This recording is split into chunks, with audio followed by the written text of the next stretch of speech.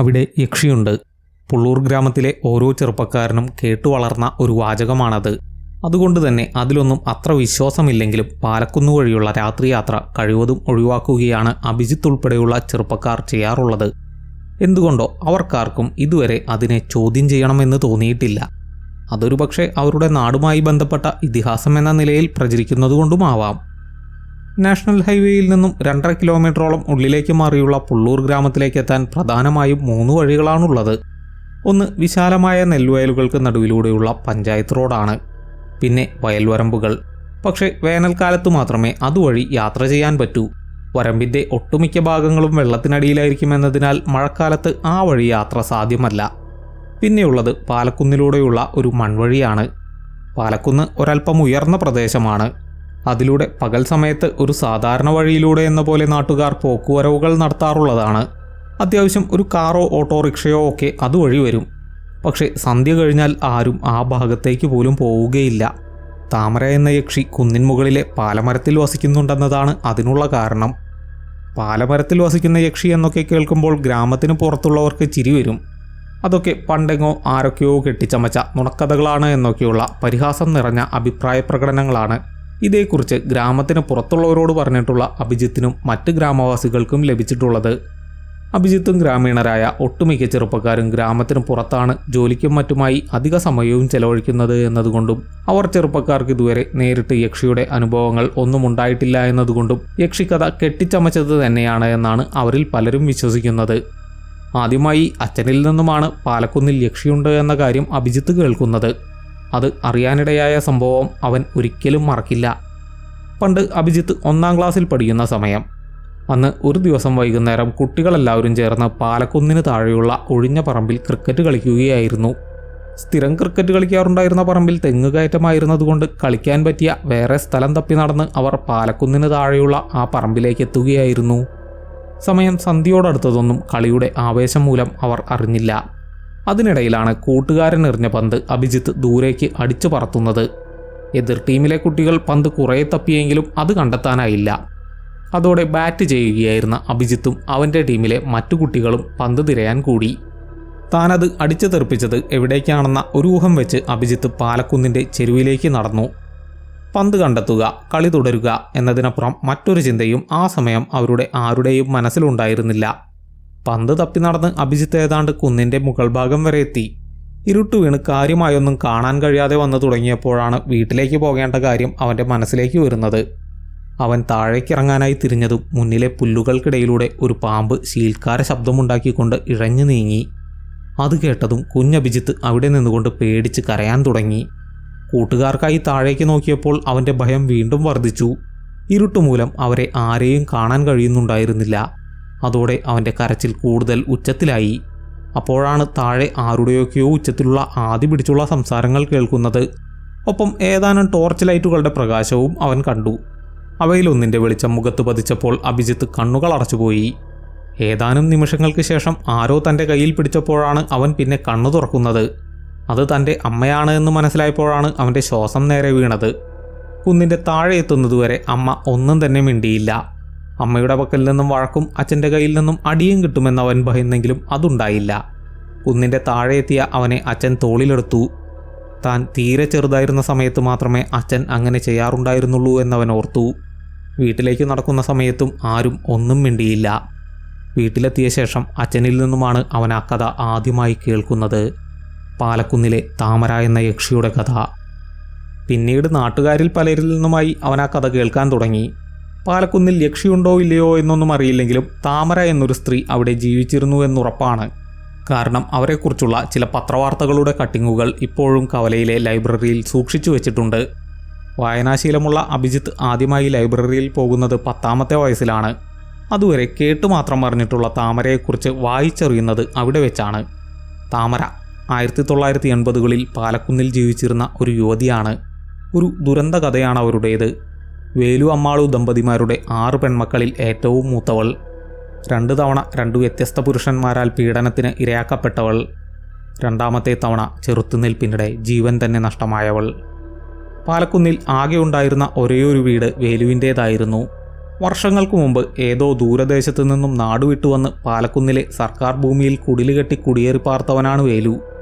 ഈ നാട്ടിലേക്ക് വരുമ്പോൾ അവർക്ക് താമര മാത്രമേ ഉണ്ടായിരുന്നുള്ളൂ. ബാക്കി 5 പേരും ജനിക്കുന്നത് പാലക്കുന്നിൽ വെച്ചാണ്. ഒരാൺതരിക്കായി വേലു ആഗ്രഹിച്ചെങ്കിലും ഓരോ തവണയും പെൺകുഞ്ഞുങ്ങളെ നൽകിയാണ് ദൈവം അയാളെ അനുഗ്രഹിച്ചത്. വളരെ കഷ്ടത നിറഞ്ഞതായിരുന്നു അവരുടെ ജീവിതം, പ്രത്യേകിച്ച് താമരയുടേത്. ഓരോ കുഞ്ഞ് ജനിക്കുമ്പോഴും അവൾക്കുള്ള പരിഗണനയും പ്രാധാന്യവും കുറഞ്ഞു വന്നു. 6 പെൺമക്കൾക്കും ഭാര്യയ്ക്കും ഒരു നേരത്തെ അന്നത്തിനുള്ള വക കണ്ടെത്താൻ പോലും വേലുവിന് നന്നേ കഷ്ടപ്പെടേണ്ടി വന്നിരുന്നു. അതുകൊണ്ട് തന്നെ മക്കളെ പഠിപ്പിക്കുക എന്നൊരു ചിന്ത അയാളുടെ മനസ്സിൻ്റെ വിദൂര കോണുകളിലൂടെ പോലും കടന്നുപോയിരുന്നില്ല. ഭർത്താവിൻ്റെ കഷ്ടപ്പാട് അറിയാമായിരുന്ന അമ്മാളു പറക്കമറ്റാത്ത 5 കുഞ്ഞുങ്ങളെയും താമരയെ ഏൽപ്പിച്ച് പണിക്കിറങ്ങി. വയലിലും കരിങ്കൽ ക്വാറിയിലും പ്രമാണിമാരുടെ വീടുകളിലും അവർ മാറി മാറി പണിയെടുത്തു. അതോടെ തൻ്റെ 5 അനിയത്തിമാർ മാത്രമായി താമരയുടെ ലോകം. പാലക്കുന്നിലെ ഒറ്റമുറിക്കുടിലിൽ അവൾ അവർക്ക് അമ്മയും അച്ഛനുമായി. ആ ഒരിടയ്ക്കാണ് സ്കൂളിൽ പോകാൻ പണമില്ലാത്തവരെ വിദ്യ അഭ്യസിപ്പിക്കുക എന്നതിൻ്റെ ഭാഗമായി ആഴ്ചയിലൊരിക്കൽ ഗ്രാമത്തിലെ ഏതെങ്കിലും ഒരു വീട്ടിൽ അധ്യാപകർ എത്തി ക്ലാസ് എടുക്കുന്ന പദ്ധതി ആരംഭിക്കുന്നത്. താമരയും അതിൻ്റെ ഭാഗമായി. അവൾ എഴുത്തും വായനയും അഭ്യസിച്ചു. പക്ഷേ അതും അധികനാൾ നീണ്ടില്ല. അനിയത്തിമാർ വളരുകയും ജീവിതച്ചെലവ് വർദ്ധിക്കുകയും ചെയ്തതോടെ താമരയ്ക്കും തൻ്റെ അച്ഛനമ്മമാർക്കൊപ്പം പണിക്കിറങ്ങേണ്ടതായി വന്നു. ഒരു യന്ത്രത്തെപ്പോലെ ആരാലും പരിഗണിക്കപ്പെടുകയോ ശ്രദ്ധിക്കപ്പെടുകയോ ചെയ്യാതെ അവൾ തൻ്റെ ജീവിതം തള്ളി നീക്കി. വർഷങ്ങൾ കടന്നുപോയി. അന്നൊരിക്കൽ ഗ്രാമത്തിലെ ഭഗവതി ക്ഷേത്രത്തിൽ ഉത്സവം നടക്കുന്ന ദിവസം. അന്ന് വേലുവും അമ്മാളുവും മക്കളെയും കൂട്ടി അമ്പലത്തിലേക്ക് പോകാനായി തയ്യാറെടുത്തു. വയറുവേദനയാണെന്നും അതുകൊണ്ട് താൻ ഉത്സവത്തിന് വരുന്നില്ലെന്നും പറഞ്ഞ് താമര ഒഴിഞ്ഞുമാറി. അവളെ ഒന്ന് നിർബന്ധിക്കുക പോലും ചെയ്യാതെ വേലുവും അമ്മാളുവും മറ്റു മക്കളെയും കൂട്ടി കുന്നിറങ്ങി. താമര വീട്ടിൽ തനിച്ചായി. വൈകുന്നേരം ഉത്സവം കഴിഞ്ഞ് വീട്ടിലെത്തിയ അമ്മാളുവും വേലുവും കാണുന്നത് വസ്ത്രങ്ങൾ കീറിപ്പറിഞ്ഞ് കൈകാലുകൾ കൂട്ടിക്കെട്ടിയ നിലയിൽ നിലത്ത് കിടക്കുന്ന താമരയെയാണ്. അത് കണ്ട് അവരുടെ ചങ്ക് തകർന്നു. മകളെ കോരിയെടുത്ത് വേലു ആർത്തലച്ച് കരഞ്ഞുകൊണ്ട് കുന്നിറങ്ങി ഓടി. ഒപ്പം നെഞ്ചത്തടിച്ച് നിലവിളിച്ച് അമ്മാളുവും. അവർക്കു പുറകെ ചേച്ചിയമ്മയ്ക്ക് എന്താണ് പറ്റിയതെന്നറിയാതെ വ്യാധി പിടിച്ച് 5 അനിയത്തിമാരും. സർക്കാർ ആശുപത്രിയിലെ ചകിരിമെത്തയിൽ കിടക്കുമ്പോൾ തന്നോടിത് ചെയ്തയാളുടെ പേര് താമര പോലീസുകാരോട് വെളിപ്പെടുത്തി. ശേഖരൻ, നാട്ടിലെ ജന്മിയായ ശങ്കരൻ്റെ ഇളയ സഹോദരൻ. മുമ്പ് സുഹൃത്തുക്കളുമായി ചേർന്ന് മറ്റൊരു പെൺകുട്ടിയെ കൂട്ടബലാത്സംഗം ചെയ്തതിന് ജയിലിലായിരുന്ന ശേഖരൻ ഏതാനും മാസങ്ങൾക്ക് മുമ്പാണ് ജയിൽ മോചിതനായത്. താമരയുടെ മൊഴിയുടെ അടിസ്ഥാനത്തിൽ ശേഖരനെ പോലീസ് പിടികൂടിയെങ്കിലും അയാൾ കുറ്റം നിഷേധിച്ചു. പക്ഷേ കൃത്യം നടന്ന ദിവസം രാവിലെ ശേഖരനെ പാലക്കുന്നിൻ്റെ താഴെ വെച്ച് കണ്ടവരുണ്ടായിരുന്നു. താമരയുടെയും മറ്റ് സാക്ഷിമൊഴികളുടെയും അടിസ്ഥാനത്തിൽ ശേഖരനെ പോലീസ് അറസ്റ്റ് ചെയ്തു. അയാൾ വീണ്ടും ജയിലിലായി. കഴിഞ്ഞ തവണ പണവും സ്വാധീനവും ഉപയോഗിച്ച് അനുജനെ എളുപ്പത്തിൽ ജയിൽ മോചിതനാക്കിയ ശങ്കരൻ ഇത്തവണ പക്ഷേ അതിന് മുതിർന്നില്ല. പുകഞ്ഞ കൊള്ളിപ്പുറത്ത് എന്ന സമീപനമായിരുന്നു ഇത്തവണ അയാൾ കൈക്കൊണ്ടത്. അറുപിശുക്കനായിരുന്ന ശങ്കരന് പണം ചെലവാക്കുന്നതിലുള്ള മനോവ്യഥയായിരുന്നു ആ സമീപനത്തിനു പിന്നിലെ കാരണമെന്നത് ഒരു പരസ്യമായ രഹസ്യമായിരുന്നു. ആ സംഭവത്തോടെ മാനസികമായി തകർന്ന താമര കുറേ നാളത്തെ പരിചരണങ്ങൾക്കും ശുശ്രൂഷകൾക്കും ഒടുവിൽ പൂർവ്വസ്ഥിതി പ്രാപിച്ചു. എങ്കിലും നാട്ടുകാരും വീട്ടുകാരും അവളോട് കരുണയോടെയും കരുതലോടെയുമാണ് ഇടപഴകിയത്. ദിവസങ്ങളും മാസങ്ങളും കടന്നുപോയി. കുടുംബത്തിലെ പ്രാരാബ്ദം മൂലം താമരയ്ക്ക് വീണ്ടും പണിക്ക് പോകേണ്ടതായി വന്നു. അങ്ങനെ ആ സംഭവം നടന്നിട്ട് കൃത്യം 1 വർഷത്തിന് ശേഷം ഗ്രാമത്തിലെ ഭഗവതി ക്ഷേത്രത്തിൽ ഉത്സവം നടക്കുന്ന ദിവസം. അന്ന് വേലുവും കുടുംബവും ഉത്സവം കാണാനായി പുറപ്പെട്ടു. ഇത്തവണ താമരയും അവർക്കൊപ്പമുണ്ടായിരുന്നു. എന്നാൽ ഉത്സവത്തിരക്കിനിടയിൽ വെച്ച് താമരയെ കാണാതായി. ഏറെ നേരം കഴിഞ്ഞാണ് വേലുവും അമ്മാളുവും അത് ശ്രദ്ധിക്കുന്നത്. അതോടെ പരിഭ്രാന്തരായ അവർ താമരയ്ക്കായി അവിടമാകെ തിരഞ്ഞെങ്കിലും അവളെ കണ്ടെത്താനായില്ല. അപ്പോഴാണ് താമര വീട്ടിലേക്ക് പോകുന്നത് കണ്ടെന്ന് ആരോ പറയുന്നത്. താമര തനിച്ച് വീട്ടിലേക്ക് പോയ കാര്യം ഓർത്തപ്പോൾ വേലുവിൻ്റെ ഉള്ളൊന്നു പിടഞ്ഞു. അരുതാത്തതൊന്നും സംഭവിച്ചു കാണരുതേ എന്ന് വീട്ടിലേക്ക് ഓടുന്നതിനിടയിൽ അയാൾ ഭഗവതിയോട് പ്രാർത്ഥിച്ചു. അയാൾക്ക് പുറകെ ഗ്രാമവാസികൾ മുഴുവനും ഉണ്ടായിരുന്നു. കുന്നുകയറി വീട്ടിലെത്തിയ വേലുവിൻ്റെ നെഞ്ച് തകർന്നു. വസ്ത്രങ്ങൾ കീറിപ്പറിഞ്ഞ് തലയിൽ നിന്നും രക്തം വാർന്ന് കണ്ണുകൾ തുറന്ന് മരിച്ചു കിടക്കുന്ന താമരയെയാണ് വീടിനുള്ളിൽ അയാൾ കണ്ടത്. അവൾ തൻ്റെ വലതുകൈയിൽ ചുരുട്ടിപ്പിടിച്ചിരുന്ന കടലാസു കഷ്ണം പോലീസ് എത്തിയ ശേഷം തുറന്നു നോക്കി. തൻ്റെ മരണത്തിന് ഉത്തരവാദിയായവൻ്റെ പേര് താമര സ്വന്തം രക്തം കൊണ്ട് അതിൽ എഴുതിയിരുന്നു. വാസു. സൈക്കിളിൻ്റെ പുറകിൽ കൊട്ട കെട്ടിവെച്ച് സാധനങ്ങൾ വിൽക്കാൻ വന്നിരുന്ന പാവമെന്ന് എല്ലാവരും കരുതിയിരുന്ന വാസു. താമര വീട്ടിലേക്ക് പോയതിനു ശേഷം വാസുവും ആ വഴി പോകുന്നത് നാട്ടുകാരിൽ ചിലർ കണ്ടിരുന്നു. വാസുവിനായി പോലീസ് ഒരുപാട് അന്വേഷിച്ചെങ്കിലും അയാളെ കണ്ടെത്താനായില്ല. വാസുവിൻ്റെ ആക്രമണത്തിൽ നിന്നും രക്ഷപ്പെടാനുള്ള ശ്രമത്തിനിടയിൽ അച്ഛൻ്റെ കോടാലിയിൽ തല ചെന്നിടിച്ചായിരുന്നു താമര മരണപ്പെട്ടത്. ആ സംഭവത്തിന് ശേഷം വേലുവും കുടുംബവും നാടുവിട്ട് എവിടേക്കോ പോയി. താമരയെ ഉപദ്രവിച്ചവരിൽ ആദ്യത്തെയാൾ ജയിൽവാസക്കാലത്ത് തന്നെ മരണമടഞ്ഞു. വാസുവിനെക്കുറിച്ചാണെങ്കിൽ യാതൊരു സൂചനയുമില്ലാതെ ആ കേസ് പാതി വഴിയിൽ അവസാനിച്ചു. വേലു വീടുപേക്ഷിച്ചു പോയതോടെ പാലക്കുന്ന് അനാഥമാക്കപ്പെട്ടു. പിന്നീട് അധികമാരും അവിടേക്ക് പോകാതായി. മഴക്കാലത്ത് വയൽവരമ്പുകൾ വെള്ളത്തിൽ മുങ്ങുമ്പോഴും റോഡ് വഴിയുള്ള ഗതാഗതം സാധ്യമാവാതെ വരുന്ന അപൂർവം ചില സന്ദർഭങ്ങളിലും മാത്രം ആളുകൾ പാലക്കുന്നിലെ മൺവഴിയെ ആശ്രയിച്ചു. അങ്ങനെയിരിക്കെ ഏതാനും വർഷങ്ങൾക്ക് ശേഷം വയലിലെ പണികൾക്കായി ഗ്രാമത്തിലെത്തിയ ശെൽവൻ എന്ന തമിഴ്നാട്ടുകാരനെ ഒരു ദിവസം കാണാതായി. അന്ന് ഗ്രാമവാസികളും പോലീസും ചേർന്ന് നടത്തിയ തെരച്ചിലിനൊടുവിൽ ശെൽവന്റെ മൃതദേഹം പാലക്കുന്നിൽ നിന്നും കണ്ടെത്തി. ശരീരത്തിൽ രക്തവും മാംസവും അശേഷമില്ലാതെ ത്വക്ക് അസ്ഥികളോടൊട്ടിച്ചേർന്ന് അതിഭീകരമായ നിലയിലായിരുന്നു മൃതദേഹം കാണപ്പെട്ടത്. ആ കാഴ്ച സഹിക്കാനാവാതെ ശെൽവന്റെ പെണ്ണ് മീനാക്ഷിയുടെ സമനില തെറ്റി. ദിവസങ്ങളോളം അവൾ ഒരു ഭ്രാന്തിയെപ്പോലെ അലറി വിളിച്ച് വയലിലൂടെ ഓടി. ഒടുവിൽ തൻ്റെ മകൾക്ക് താനല്ലാതെ മറ്റാരുമില്ല എന്ന തിരിച്ചറിവ് ഉൾബോധത്തെ ഉലച്ചപ്പോഴോ മറ്റോ മീനാക്ഷി സ്വബോധത്തിലേക്ക് തിരികെ എത്തി. ശെൽവന്റെ മരണത്തോടെയാണ് പാലക്കുന്നിൽ യക്ഷിയുണ്ടെന്ന വിശ്വാസം ഗ്രാമവാസികൾക്കിടയിൽ പ്രചരിക്കുന്നത്. അതിനുശേഷം സമാനമായ രീതിയിൽ വേറെ 2 മരണങ്ങൾ കൂടി പാലക്കുന്നിൽ വെച്ചുണ്ടായി. പുറംനാട്ടുകാരായിരുന്ന അവരിൽ ഒരാൾ ആരാണെന്ന് ഇന്നേ വരെ തിരിച്ചറിയാനും കഴിഞ്ഞിട്ടില്ല. അതോടെ ആളുകൾ പാലക്കുന്നിലൂടെയുള്ള യാത്രകൾ കഴിവതും ഒഴിവാക്കാൻ തുടങ്ങി. പക്ഷേ ഗ്രാമത്തിൻ്റെ ഭൂപ്രകൃതി പാലക്കുന്നിനെ പൂർണ്ണമായും ഒഴിവാക്കുന്നതിൽ നിന്നും ഗ്രാമവാസികളെ വിലക്കി. തീരെ നിവൃത്തിയില്ലാത്ത സന്ദർഭങ്ങളിൽ മാത്രം ആളുകൾ പാലക്കുന്നിലൂടെ യാത്ര ചെയ്തു. അതും ആരെയെങ്കിലും കൂടെ കൂട്ടി സന്ധ്യ മയങ്ങും മുന്നേ മാത്രം. കാലം വീണ്ടും കടന്നുപോയി. അതിനനുസരിച്ച് പാലക്കുന്നിനെക്കുറിച്ചുള്ള ആളുകളുടെ ഭയാശങ്കകളും കുറഞ്ഞു വന്നു. ക്രമേണ പഞ്ചായത്ത് റോഡിനെയും വയൽവരമ്പുകളെയും എന്ന പോലെ പകൽ അതുവഴിയുള്ള യാത്രകൾ വർദ്ധിച്ചു വന്നു. അങ്ങനെയിരിക്കെ ഒരു മഴക്കാലത്താണ് അത് സംഭവിക്കുന്നത്. ടൗണിലെ ആശുപത്രിയിൽ പോയി തിരികെ വരും വഴി നേരം ഇരുട്ടിയെങ്കിലും രുക്മിണി എന്ന സ്ത്രീക്ക് പാലക്കുന്നിനെ ആശ്രയിക്കേണ്ടതായി വന്നു.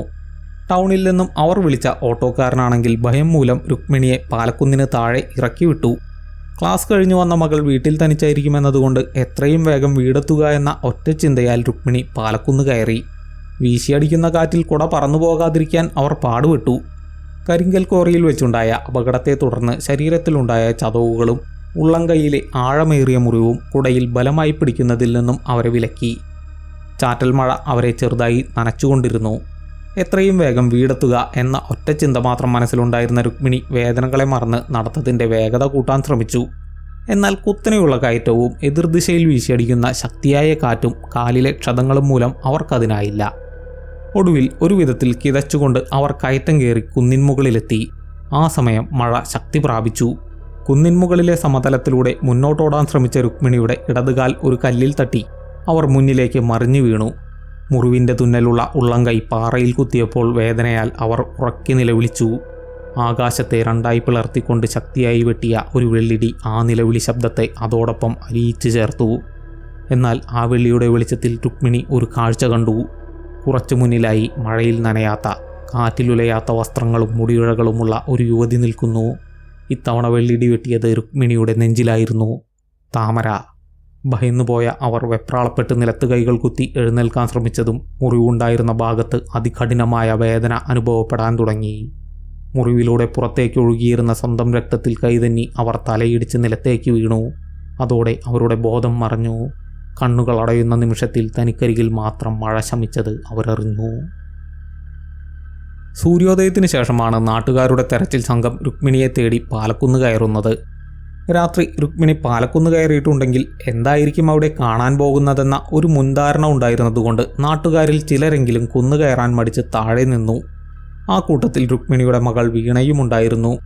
അമ്മയെക്കുറിച്ചുള്ള ആശങ്കകളുമായി കുന്നിൻ മുകളിലേക്ക് പോകാൻ ഒരുങ്ങിയ വീണയെ അടുത്ത ബന്ധുക്കൾ തടയുകയായിരുന്നു. ഓരോ നിമിഷം കഴിയും തോറും അവളുടെ നെഞ്ചിടിപ്പ് വർദ്ധിച്ചു വന്നു. സമയം ഇഴഞ്ഞു നീങ്ങി.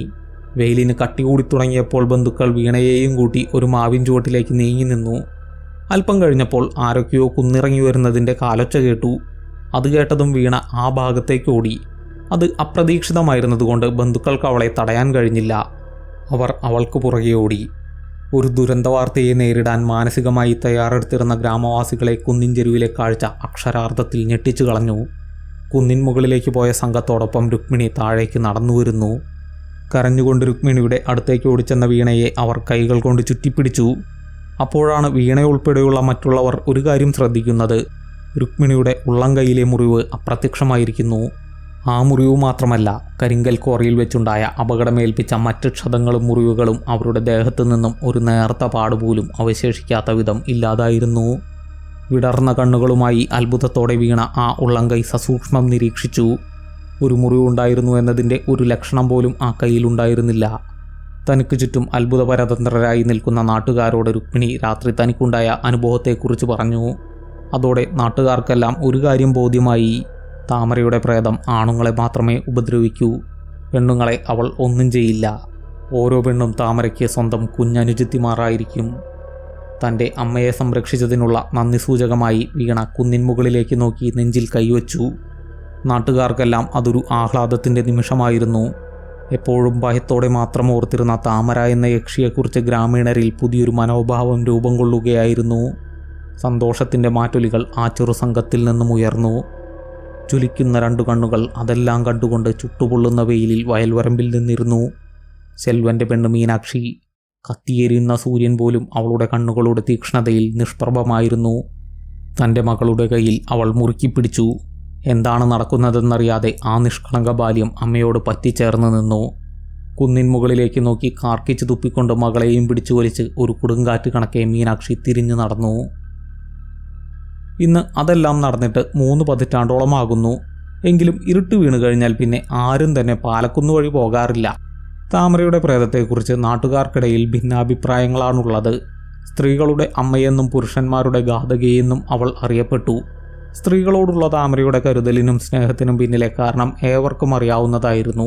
പക്ഷെ പുരുഷവിദ്വേഷത്തിൻ്റെ കാര്യത്തിൽ ആളുകൾക്ക് ഒരു യോജിപ്പില്ലായിരുന്നു. അവളെ ഉപദ്രവിച്ച 2 പേരും പുരുഷന്മാരായിരുന്നു. ഒരുപക്ഷെ ആ 2 പേരോടുമുള്ള പക പുരുഷവർഗത്തോട് മുഴുവനും കാണുമെന്നതായിരുന്നു ഒരു വിഭാഗത്തിൻ്റെ വാദം.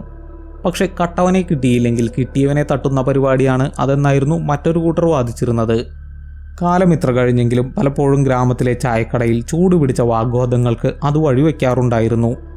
ആശയങ്ങൾ തമ്മിൽ എത്ര വിയോജിപ്പാണെങ്കിലും ആർക്കും ഇരുട്ട് വീണ് കഴിഞ്ഞാൽ പാലക്കുന്ന് കയറാൻ ധൈര്യമുണ്ടായിരുന്നില്ല എന്നത് മറ്റൊരു യാഥാർത്ഥ്യമായിരുന്നു. ചെറുപ്പക്കാരായ അഭിജിത്തും സുഹൃത്തുക്കളുമാണെങ്കിൽ അതേക്കുറിച്ച് അങ്ങനെ ഗൗരവമായ ചർച്ചകളിൽ ഒന്നും ഏർപ്പെട്ടിട്ടുമില്ല. കാരണം അവരെ സംബന്ധിച്ച് അതൊരു കെട്ടുകഥ മാത്രമായിരുന്നു. അങ്ങനെയിരിക്കെ ജൂൺ മാസത്തിലെ ഒരു വെള്ളിയാഴ്ച. അന്ന് അഭിജിത്ത് ഓഫീസിൽ നിന്നും ഇറങ്ങാൻ പതിവിലുമധികം വൈകിയിരുന്നു. അടുത്ത ദിവസം മുമ്പ് കോളേജിൽ ഒപ്പം പഠിച്ചിരുന്ന സുഹൃത്തിൻ്റെ കല്യാണമാണ്. മാസാവസാനമായിരുന്നതുകൊണ്ടും ടാർഗറ്റൊന്നും മുട്ടിയിട്ടില്ല എന്നതുകൊണ്ടും ലീവ് കിട്ടുക എന്നത് അല്പം ബുദ്ധിമുട്ടുള്ള കാര്യമാണ്. അതുകൊണ്ട് കല്യാണ വീട്ടിൽ പോയൊന്ന് മുഖം കാണിച്ചു വരാമെന്ന് കരുതി അഭിജിത്ത് ഓഫീസിൽ നിന്നും ഇറങ്ങി. അവിടെ നിന്നും അവൻ ആദ്യം പോയത് അടുത്തുള്ള മൊബൈൽ ഫോൺ സർവീസ് സെൻ്ററിലേക്കായിരുന്നു. കഴിഞ്ഞ ദിവസം നിലത്ത് വീണ് ഡിസ്പ്ലേ പൊട്ടിയ ഫോൺ അപ്പോഴും അവർ ശരിയാക്കി കഴിഞ്ഞിരുന്നില്ല. അതിൽ നിരാശനായി അഭിജിത്ത് ബൈക്കിൽ നേരെ ടൗണിലുള്ള സുഹൃത്തിൻ്റെ വീട്ടിലേക്ക് തിരിച്ചു. ആകാശം മൂടിക്കെട്ടി നിന്ന് ഏത് നിമിഷവും മഴ പെയ്യാമെന്നൊരു പ്രതീതി ഉളവാക്കിയിരുന്നു. റെയിൻകോട്ട് ബാഗിനകത്ത് തന്നെ ഉള്ളതുകൊണ്ട് മഴ പെയ്യുമോ എന്ന ശങ്കയില്ലാതെ അഭിജിത്ത് ബൈക്കിൽ യാത്ര തുടർന്നു. ഏതാണ്ട് 15 മിനിറ്റ് നേരത്തെ യാത്ര കൊണ്ട് അവൻ സുഹൃത്തിൻ്റെ വീട്ടിലെത്തി. അവിടെ അഭിജിത്തിനെ പോലെ ലീവ് കിട്ടാത്തതുകൊണ്ട് തലേന്ന് വന്നു പോകാമെന്ന് തീരുമാനിച്ച മറ്റ് സുഹൃത്തുക്കളും ഉണ്ടായിരുന്നു. ഏറെ നാളുകൾക്ക് ശേഷമാണ് എല്ലാവരും ഒന്നിച്ചു കൂടുന്നത് എന്നതിനാൽ ആ സമയം ഒരു ആഘോഷമാക്കാൻ അവർ തീരുമാനിച്ചു. പാട്ടും കൂത്തുമായി അവർ ആ രാത്രിയെ അവിസ്മരണീയമാക്കി. അതിനിടയിൽ ചില സുഹൃത്തുക്കൾ അഭിജിത്തിനെ മദ്യപിക്കാൻ നിർബന്ധിച്ചു. ബൈക്ക് ഓടിച്ചു പോകേണ്ടതാണെന്ന് പറഞ്ഞ് ഒഴിഞ്ഞു മാറാൻ ശ്രമിച്ചെങ്കിലും സുഹൃത്തുക്കളുടെ നിരന്തരമായ സമ്മർദ്ദത്തെ മറികടക്കാൻ അവനായില്ല. പഴയ സുഹൃത്തിനെ ഒന്ന് കണ്ട് അല്പനേരം സംസാരിച്ച് ഭക്ഷണവും കഴിച്ച് വൈകും മുന്നേ തിരികെ പോരാമെന്ന് കരുതിയ അഭിജിത്ത് അവിടെ നിന്നും ഇറങ്ങുന്നത് രാത്രി 12 മണിയോടടുത്താണ്.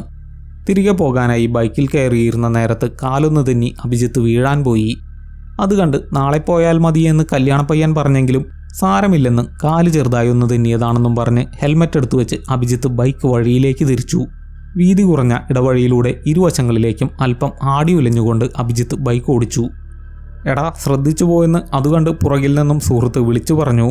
തനിക്ക് കുഴപ്പമൊന്നുമില്ല, എല്ലാം ഓക്കെയാണ് എന്ന അർത്ഥത്തിൽ അഭിജിത്ത് ഒരു കൈ ഉയർത്തി കാണിച്ചു.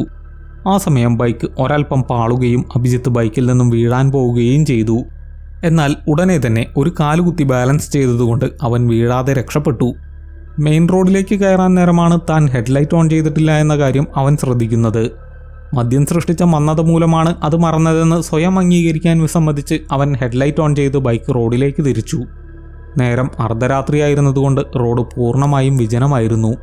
മെയിൻ റോഡിൽ കയറിയ ശേഷവും ബൈക്ക് ഒന്ന് ആടി ഉലഞ്ഞു. അത് വേണ്ടത്ര വേഗതയില്ലാത്തതുകൊണ്ടാണെന്ന മിഥ്യാധാരണയാൽ അവൻ്റെ വലതുകൈ യാതൊരുവിധ നിയന്ത്രണങ്ങളും ബാധകമല്ല എന്ന പോലെ ആക്സിലേറ്ററിനെ ശക്തിയായി പിടിച്ചു തിരിച്ചു. ബൈക്ക് അമിത വേഗത കൈവരിച്ചു. ആ സമയം ചെറുതായി മഴ പൊടിയുന്നുണ്ടായിരുന്നു. അങ്ങനെ ആത്മനിയന്ത്രണമില്ലാതെ അരമണിക്കൂറോളം ബൈക്ക് ഓടിച്ച് അഭിജിത്ത് ഹൈവേയിൽ നിന്നും ഗ്രാമത്തിലേക്കുള്ള പഞ്ചായത്ത് റോഡിൻ്റെ അടുത്തെത്തി. അപ്പോഴേക്കും മഴ കനത്തിരുന്നു. റെയിൻകോട്ട് ഇടാനുള്ള മടി മൂലം മഴ നനഞ്ഞ് അവൻ ബൈക്ക് ആ പഞ്ചായത്ത് റോഡിലേക്ക് തിരിച്ചു. ഹൈവേയിൽ നിന്നും അല്പം താഴ്ന്നാണ് പഞ്ചായത്ത് റോഡ് സ്ഥിതി ചെയ്യുന്നത്. അവിടെയുള്ള ഇറക്കമിറങ്ങി ചെല്ലുന്നത് വിശാലമായ വയലുകൾക്ക് നടുവിലൂടെയുള്ള വീതി കുറഞ്ഞ റോഡിലേക്കാണ്.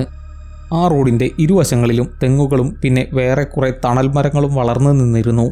ഇറക്കമിറങ്ങി പഞ്ചായത്ത് റോഡിലേക്ക് പ്രവേശിച്ചു കഴിഞ്ഞപ്പോഴാണ് ആ പ്രദേശത്ത് വീശിയടിക്കുന്ന ശക്തിയായ കാറ്റിനെക്കുറിച്ച് അഭിജിത്ത് ബോധവാനാകുന്നത്. ഹൈവേയിൽ ഇത്ര ശക്തിയായി കാറ്റുണ്ടായിരുന്നില്ല എന്നവൻ ഓർത്തു. അതങ്ങനെയാണ്. തടസ്സങ്ങളൊന്നുമില്ലാതെ ഒഴിഞ്ഞു കിടക്കുന്ന വയലുകൾ മൂലം സാധാരണ സമയങ്ങളിൽ പോലും അവിടെ പൊതുവെ കാറ്റിന് ശക്തി കൂടുതലായിരിക്കും. ഇടിച്ചുകുത്തിപ്പെയ്യുന്ന മഴയുടെ തീവ്രതയെ മറികടന്ന് മുന്നിലെ കാഴ്ച വ്യക്തമാക്കാൻ വിധം ശേഷി ബൈക്കിൻ്റെ ഹെഡ്ലൈറ്റിനില്ലായിരുന്നു. അഭിജിത്ത് ഹെൽമെറ്റിൻ്റെ വൈസർ പൊക്കി വെച്ച് റോഡിലേക്ക് ശ്രദ്ധിച്ചു നോക്കി. എന്നിട്ടും കാഴ്ച അത്ര വ്യക്തമായില്ല. അത് വേഗത കുറയ്ക്കാൻ അവനെ നിർബന്ധിതനാക്കി. പക്ഷേ മദ്യം സൃഷ്ടിച്ച പൊള്ളയായ അഹംബോധം ആ സാഹചര്യത്തോട് പോരടിക്കാൻ അവനെ പ്രേരിപ്പിച്ചു. വലതുകൈ ഒരിക്കൽ കൂടി ആക്സിലേറ്ററിനെ ശക്തിയായി പിടിച്ചു തിരിച്ചു. അതോടെ ബൈക്കിൻ്റെ വേഗത വീണ്ടും വർദ്ധിച്ചു. പെട്ടെന്നാണത് സംഭവിച്ചത്. റോഡിനു കുറുകെ ഒരു തെങ്ങ് കടപുഴകി വീണു. മങ്ങിയ കാഴ്ചയും മന്ദത ബാധിച്ച ബോധവും മൂലം ആ തെങ്ങിൻ്റെ തൊട്ടടുത്തെത്തിയ നിമിഷത്തിലാണ് അഭിജിത്ത് അതറിഞ്ഞത്. അവൻ്റെ വലത് കൈയും കാലും ഒരേ സമയം അതിവേഗത്തിൽ ബ്രേക്കിലമർന്നു. ശക്തിയായ ബ്രേക്ക് സിസ്റ്റം ടയറുകളെ കറങ്ങുന്നതിൽ നിന്നും തടഞ്ഞെങ്കിലും മഴ പെയ്ത് വെള്ളം തളം കെട്ടി നിന്നിരുന്ന റോഡിലൂടെ ബൈക്ക് തെന്നി നീങ്ങി ആ തെങ്ങിൽ ചെന്നിടിച്ചു. അപ്പോഴേക്കും വേഗത ഗണ്യമാംവിധം കുറഞ്ഞിരുന്നതുകൊണ്ട് ബൈക്ക് തെങ്ങിലിടിച്ച് ഒരു വശത്തേക്ക് മറിഞ്ഞു വീഴാൻ പോയി എന്നതൊഴിച്ചാൽ അപകടമൊന്നും സംഭവിക്കാതെ അഭിജിത്ത് രക്ഷപ്പെട്ടു. പക്ഷെ വീഴാതിരിക്കാൻ നിലത്ത് കുത്തിയ കാലിൽ ചെറുതായി ഉളുക്കു സംഭവിച്ചു. അതിൻ്റെ വേദനയും മുന്നിലെ തടസ്സവും കനത്ത മഴയും അവനെ രോഷാകുലനാക്കി. വായിൽ നിന്നും ഒരു തെറി അധികം ഉച്ചത്തിലല്ലാതെ പുറത്തേക്ക് വന്നു. ഇനി എന്തു ചെയ്യും? അവിടെ നിന്നുകൊണ്ട് ഒരു നിമിഷം അവൻ ആലോചിച്ചു. ചിന്തകളൊന്നും അത്ര വ്യക്തമല്ലായിരുന്നെങ്കിലും വയൽവരമ്പുകൾ വഴി പോകാൻ കഴിയില്ല എന്നവൻ അറിയാമായിരുന്നു. വരമ്പുകളുടെ ഒട്ടുമിക്ക ഭാഗങ്ങളും മഴ പെയ്ത് വെള്ളത്തിനടിയിലാണ്. പിന്നെയുള്ള ഒരേയൊരു വഴി എന്ന് പറയുന്നത് പാലക്കുന്നിലൂടെയാണ്. അതുവഴി പോകണോ? അവൻ ചിന്തിച്ചു. ഒന്നുകിൽ ബൈക്ക് ഇവിടെ ഒതുക്കി വെച്ച ശേഷം വീട്ടിലേക്ക് നടന്നു പോകാം. നാളെ രാവിലെ വന്ന് ബൈക്ക് എടുക്കാം. പക്ഷേ നടക്കാനാണെങ്കിൽ കുറേയുണ്ട്. ഉളുക്കിയ കാലും വെച്ച് അത്രയും ദൂരം നടക്കുക എളുപ്പമല്ല. ഫോൺ ഉണ്ടായിരുന്നെങ്കിൽ ആരെയെങ്കിലും വിളിച്ചു വരുത്തുകയെങ്കിലും ചെയ്യാമായിരുന്നു. അല്ല, എന്തിനാ പാലക്കുന്ന് വഴി പോകേണ്ട എന്ന് കരുതുന്നത്? നാട്ടുകാരുടെ ഓരോ അന്ധവിശ്വാസങ്ങൾ, അല്ലാതെ അവിടെ ഒരു കോപ്പുമില്ല. അവൻ കാലുകുത്തി ബൈക്ക് പുറകോട്ട് തിരിക്കാൻ ശ്രമിച്ചു. ആ സമയം ഉളുക്കിയ കാലിൽ കഠിനമായ വേദന അനുഭവപ്പെട്ടു. ഒരു ശീൽക്കാര ശബ്ദമുണ്ടാക്കിക്കൊണ്ട് അവൻ ആ കാൽ നിലത്ത് നിന്നും ഉയർത്തി. പിന്നെ വളരെ ശ്രദ്ധയോടെ ഉളുക്കിയ കാലിൽ അധികം ബലം കൊടുക്കാതെ കഷ്ടപ്പെട്ട് അവൻ ബൈക്ക് പൂർണ്ണമായും പുറകോട്ട് തിരിച്ചു. അതിനുശേഷം ബൈക്ക് സ്റ്റാർട്ട് ചെയ്ത് മുന്നോട്ടെടുത്തു. കുറച്ചു ദൂരം മുന്നോട്ട് പോയി അവൻ കയറ്റം കയറി വീണ്ടും ഹൈവേയിലേക്കെത്തി. അവിടെ നിന്നും വലതുവശത്തേക്ക് വണ്ടി വളച്ച് 1/2 കിലോമീറ്റർ കൂടി മുന്നോട്ട് പോയി അവൻ പാലക്കുന്നിലേക്കുള്ള വീതി കൂടിയ മൺവഴിയിലേക്ക് ബൈക്ക് തിരിച്ചു. അല്പം കുത്തനെയുള്ള കയറ്റമാണ്. അതുകൊണ്ട് തന്നെ അവൻ ഗിയർ ഡൗൺ ഷിഫ്റ്റ് ചെയ്ത് ആക്സിലേറ്റർ തിരിച്ചു. ഒരു മൂളൽ ശബ്ദം പുറപ്പെടുവിച്ചുകൊണ്ട് ബൈക്ക് കയറ്റം കയറി. മുകളിൽ നിന്നും കുത്തിയൊലിച്ചു വരുന്ന മഴവെള്ളത്തിൽ ബൈക്കിൻ്റെ ചക്രങ്ങൾ ചെറുതായൊന്ന് തെന്നിയെങ്കിലും അഭിജിത്ത് ഒരു വിധത്തിൽ അതിനെ കൈകാര്യം ചെയ്ത് കയറ്റം കയറി മുകളിലെത്തി. അവിടെ നിന്നും ഇനി ഏതാനും ദൂരം സമതലമാണ്. പകൽ നിരന്തരം എന്നോണം വാഹനങ്ങൾ പോകുന്നിടമായിരുന്നതുകൊണ്ട് വഴി വേർതിരിച്ചറിയാൻ എളുപ്പമായിരുന്നു. ബാക്കി ഭാഗങ്ങളിൽ മുഴുവൻ പുല്ലുകൾ വളർന്നു നിന്നിരുന്നെങ്കിലും വഴി മാത്രം വേറിട്ട് കാണപ്പെട്ടു. അതോടെ അഭിജിത്ത് വീണ്ടും ബൈക്കിൻ്റെ വേഗത വർദ്ധിപ്പിച്ചു. എന്നാൽ ബൈക്കിൻ്റെ മുൻചക്രം അവിടെ കെട്ടിനിന്നിരുന്ന മഴവെള്ളത്തിൽ തെന്നുകയും അതുമൂലം ഹാൻഡിൽ ഒരു വശത്തേക്ക് തിരിഞ്ഞ് മുൻചക്രം വഴിവക്കിലെ പാറപ്പുറത്തേക്ക് കയറുകയും ചെയ്തു. അഭിജിത്ത് കാലുകുത്തി ബൈക്ക് ബാലൻസ് ചെയ്ത് നിർത്താൻ ശ്രമിച്ചെങ്കിലും അതിന് സാധിക്കും മുന്നേ അവൻ നിലതെറ്റി പാറപ്പുറത്തേക്ക് മറിഞ്ഞു വീണു. വീഴ്ചയിൽ ഗിയറിലായിരുന്ന ബൈക്കിൻ്റെ എൻജിൻ ഓഫായെങ്കിലും ഹെഡ്ലൈറ്റ് അപ്പോഴും പ്രകാശിച്ചു തന്നെ നിന്നു. എന്തൊക്കെയോ ശാപവാക്കുകളും ഉരുവിട്ട് പാറപ്പുറത്ത് നിന്നും എഴുന്നേൽക്കാൻ ശ്രമിച്ചതും അഭിജിത്ത് കാല് തന്നെ വീഴാൻ പോയി. ഒന്നാമത് കാലുളുക്കിയിരിക്കുകയാണ്, പിന്നെ മഴയും. അതുകൊണ്ട് അവൻ ആത്മസംയമനം പാലിച്ച് ശ്രദ്ധയോടെ ബൈക്ക് നിവർത്താൻ ശ്രമിച്ചു. മദ്യത്തിൻ്റെ കെട്ട് അപ്പോഴും വിട്ടുമാറിയിരുന്നില്ല എന്നതുകൊണ്ട് കുറച്ച് കഷ്ടപ്പെടേണ്ടി വന്നു അവന് അത് നിവർത്തി നേരെ വയ്ക്കാൻ. അല്പനേരത്തെ ശ്രമത്തിനൊടുവിൽ നിവർത്തിവെച്ച ബൈക്കിൽ കയറിയിരുന്ന് അഭിജിത്ത് അത് സ്റ്റാർട്ട് ചെയ്യാൻ ശ്രമിച്ചു. ബൈക്ക് സെൽഫ് എടുക്കുന്നുണ്ടായിരുന്നില്ല എന്നതുകൊണ്ട് അവൻ കിക്കറടിച്ചു നോക്കി. പക്ഷേ എത്ര തന്നെ പരിശ്രമിച്ചിട്ടും ബൈക്ക് സ്റ്റാർട്ടായില്ല. എന്നു മാത്രമല്ല, ഓരോ തവണ കിക്കറടിക്കുമ്പോഴും ഉളുക്കിയ കാലിൽ അസഹനീയമായ വേദനയും അനുഭവപ്പെടാൻ തുടങ്ങി. അതോടെ അവന് അരിശം മൂത്തു. ഇനി എന്തു ചെയ്യും? കുറച്ചു ദൂരം മുന്നോട്ട് പോയാൽ പിന്നെ നല്ലൊരു ഇറക്കമാണ്. അവിടം വരെ ബൈക്ക് തള്ളിക്കൊണ്ടുപോകാൻ കഴിഞ്ഞാൽ പിന്നെ എന്തെങ്കിലുമൊക്കെ ചെയ്ത് താഴെ എത്താം. വേണമെങ്കിൽ വെറുതെ ബൈക്കിൽ കയറി ഇരുന്നാലും മതി, അത് താഴേക്ക് പൊക്കോളും. മുന്നിൽ വേറെ വഴിയൊന്നുമില്ലാത്തതുകൊണ്ട് അങ്ങനെ തന്നെ ചെയ്യാമെന്ന് തീരുമാനിച്ച് അഭിജിത്ത് ബൈക്കിൽ നിന്നും ഇറങ്ങി. ഓണായിരുന്ന ഹെഡ്ലൈറ്റിൻ്റെ വെളിച്ചത്തിൽ അവൻ ബൈക്ക് വീണ്ടും മൺവഴിയിലേക്ക് തന്നെ തിരിച്ച് മുന്നോട്ട് തള്ളാൻ ആരംഭിച്ചു.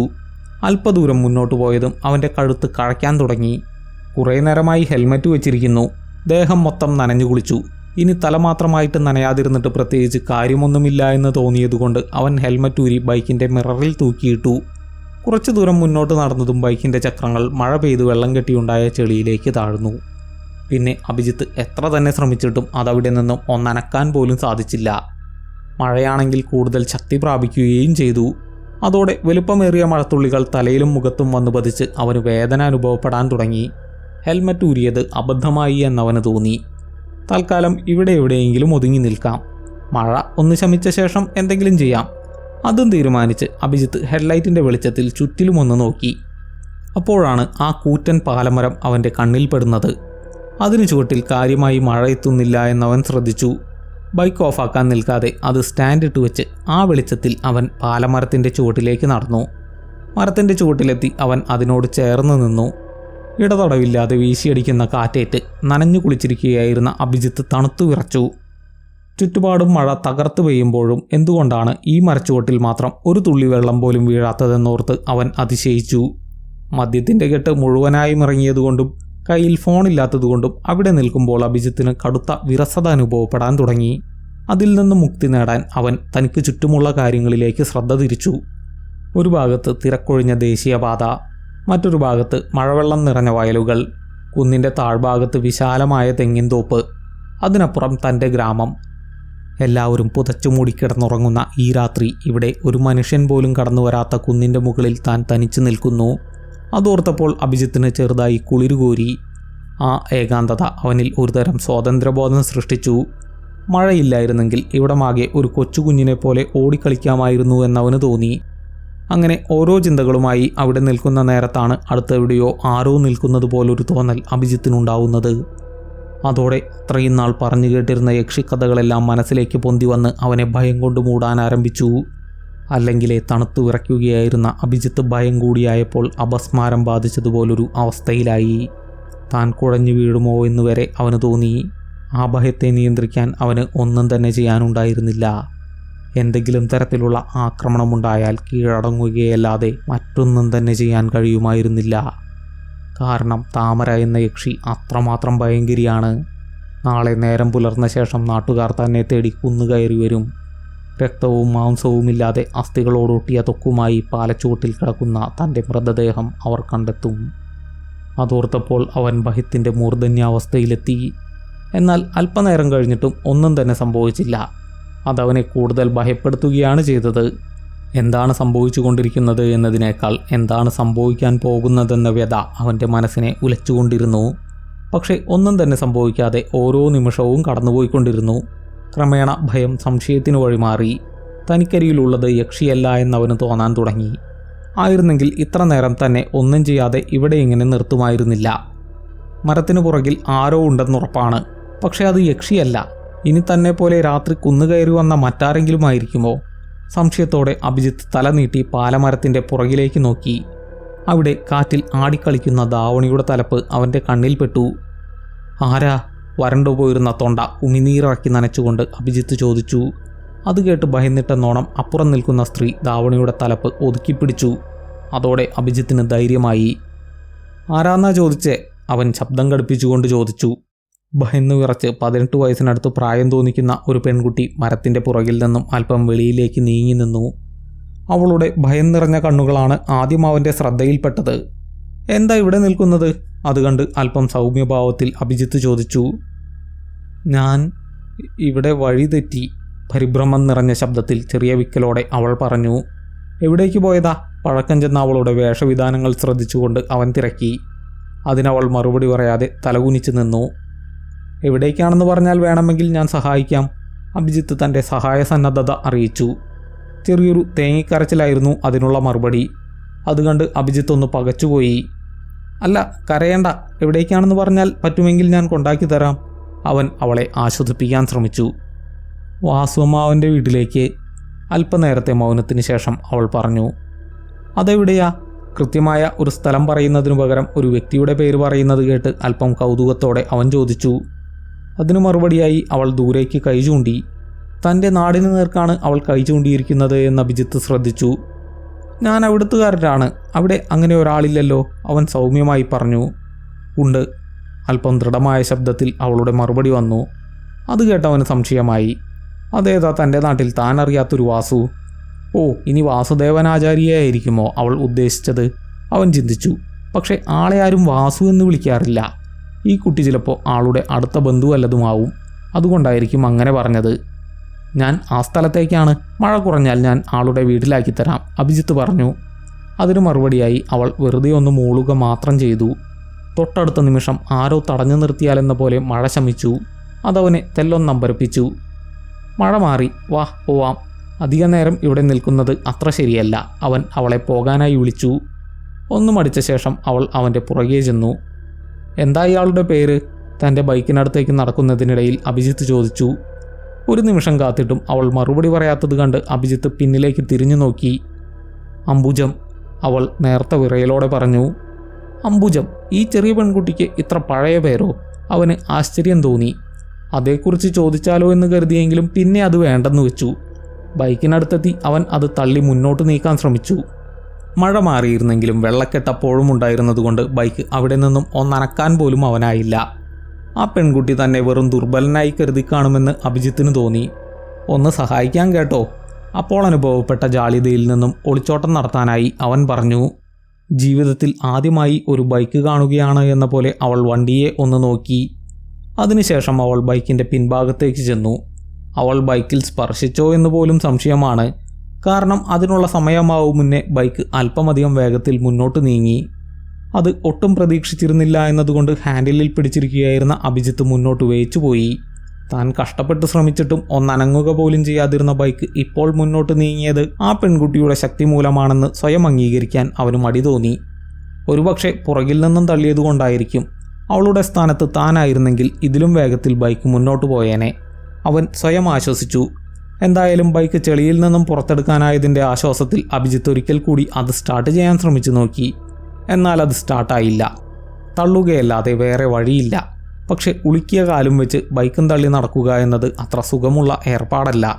താഴെ വെച്ചായിരുന്നെങ്കിൽ ബൈക്ക് അവിടെ തന്നെ വെച്ച ശേഷം കൈയും വീശി വീട്ടിലേക്ക് പോകാമായിരുന്നു. ഇതിൻ്റെ മുകളിൽ ബൈക്ക് വെച്ചിട്ട് പോകാൻ ഒട്ടും ധൈര്യമില്ല. രാവിലെ വരുമ്പോൾ ബൈക്ക് ഇവിടെ തന്നെ കാണുമെന്ന് ഒരു ഉറപ്പുമില്ല. വണ്ടി തള്ളുന്നതിനിടയിൽ അവൻ ചിന്തിച്ചു. അല്ല, ഈ അംബുജമെന്താ ഒന്നും മിണ്ടാത്തത്?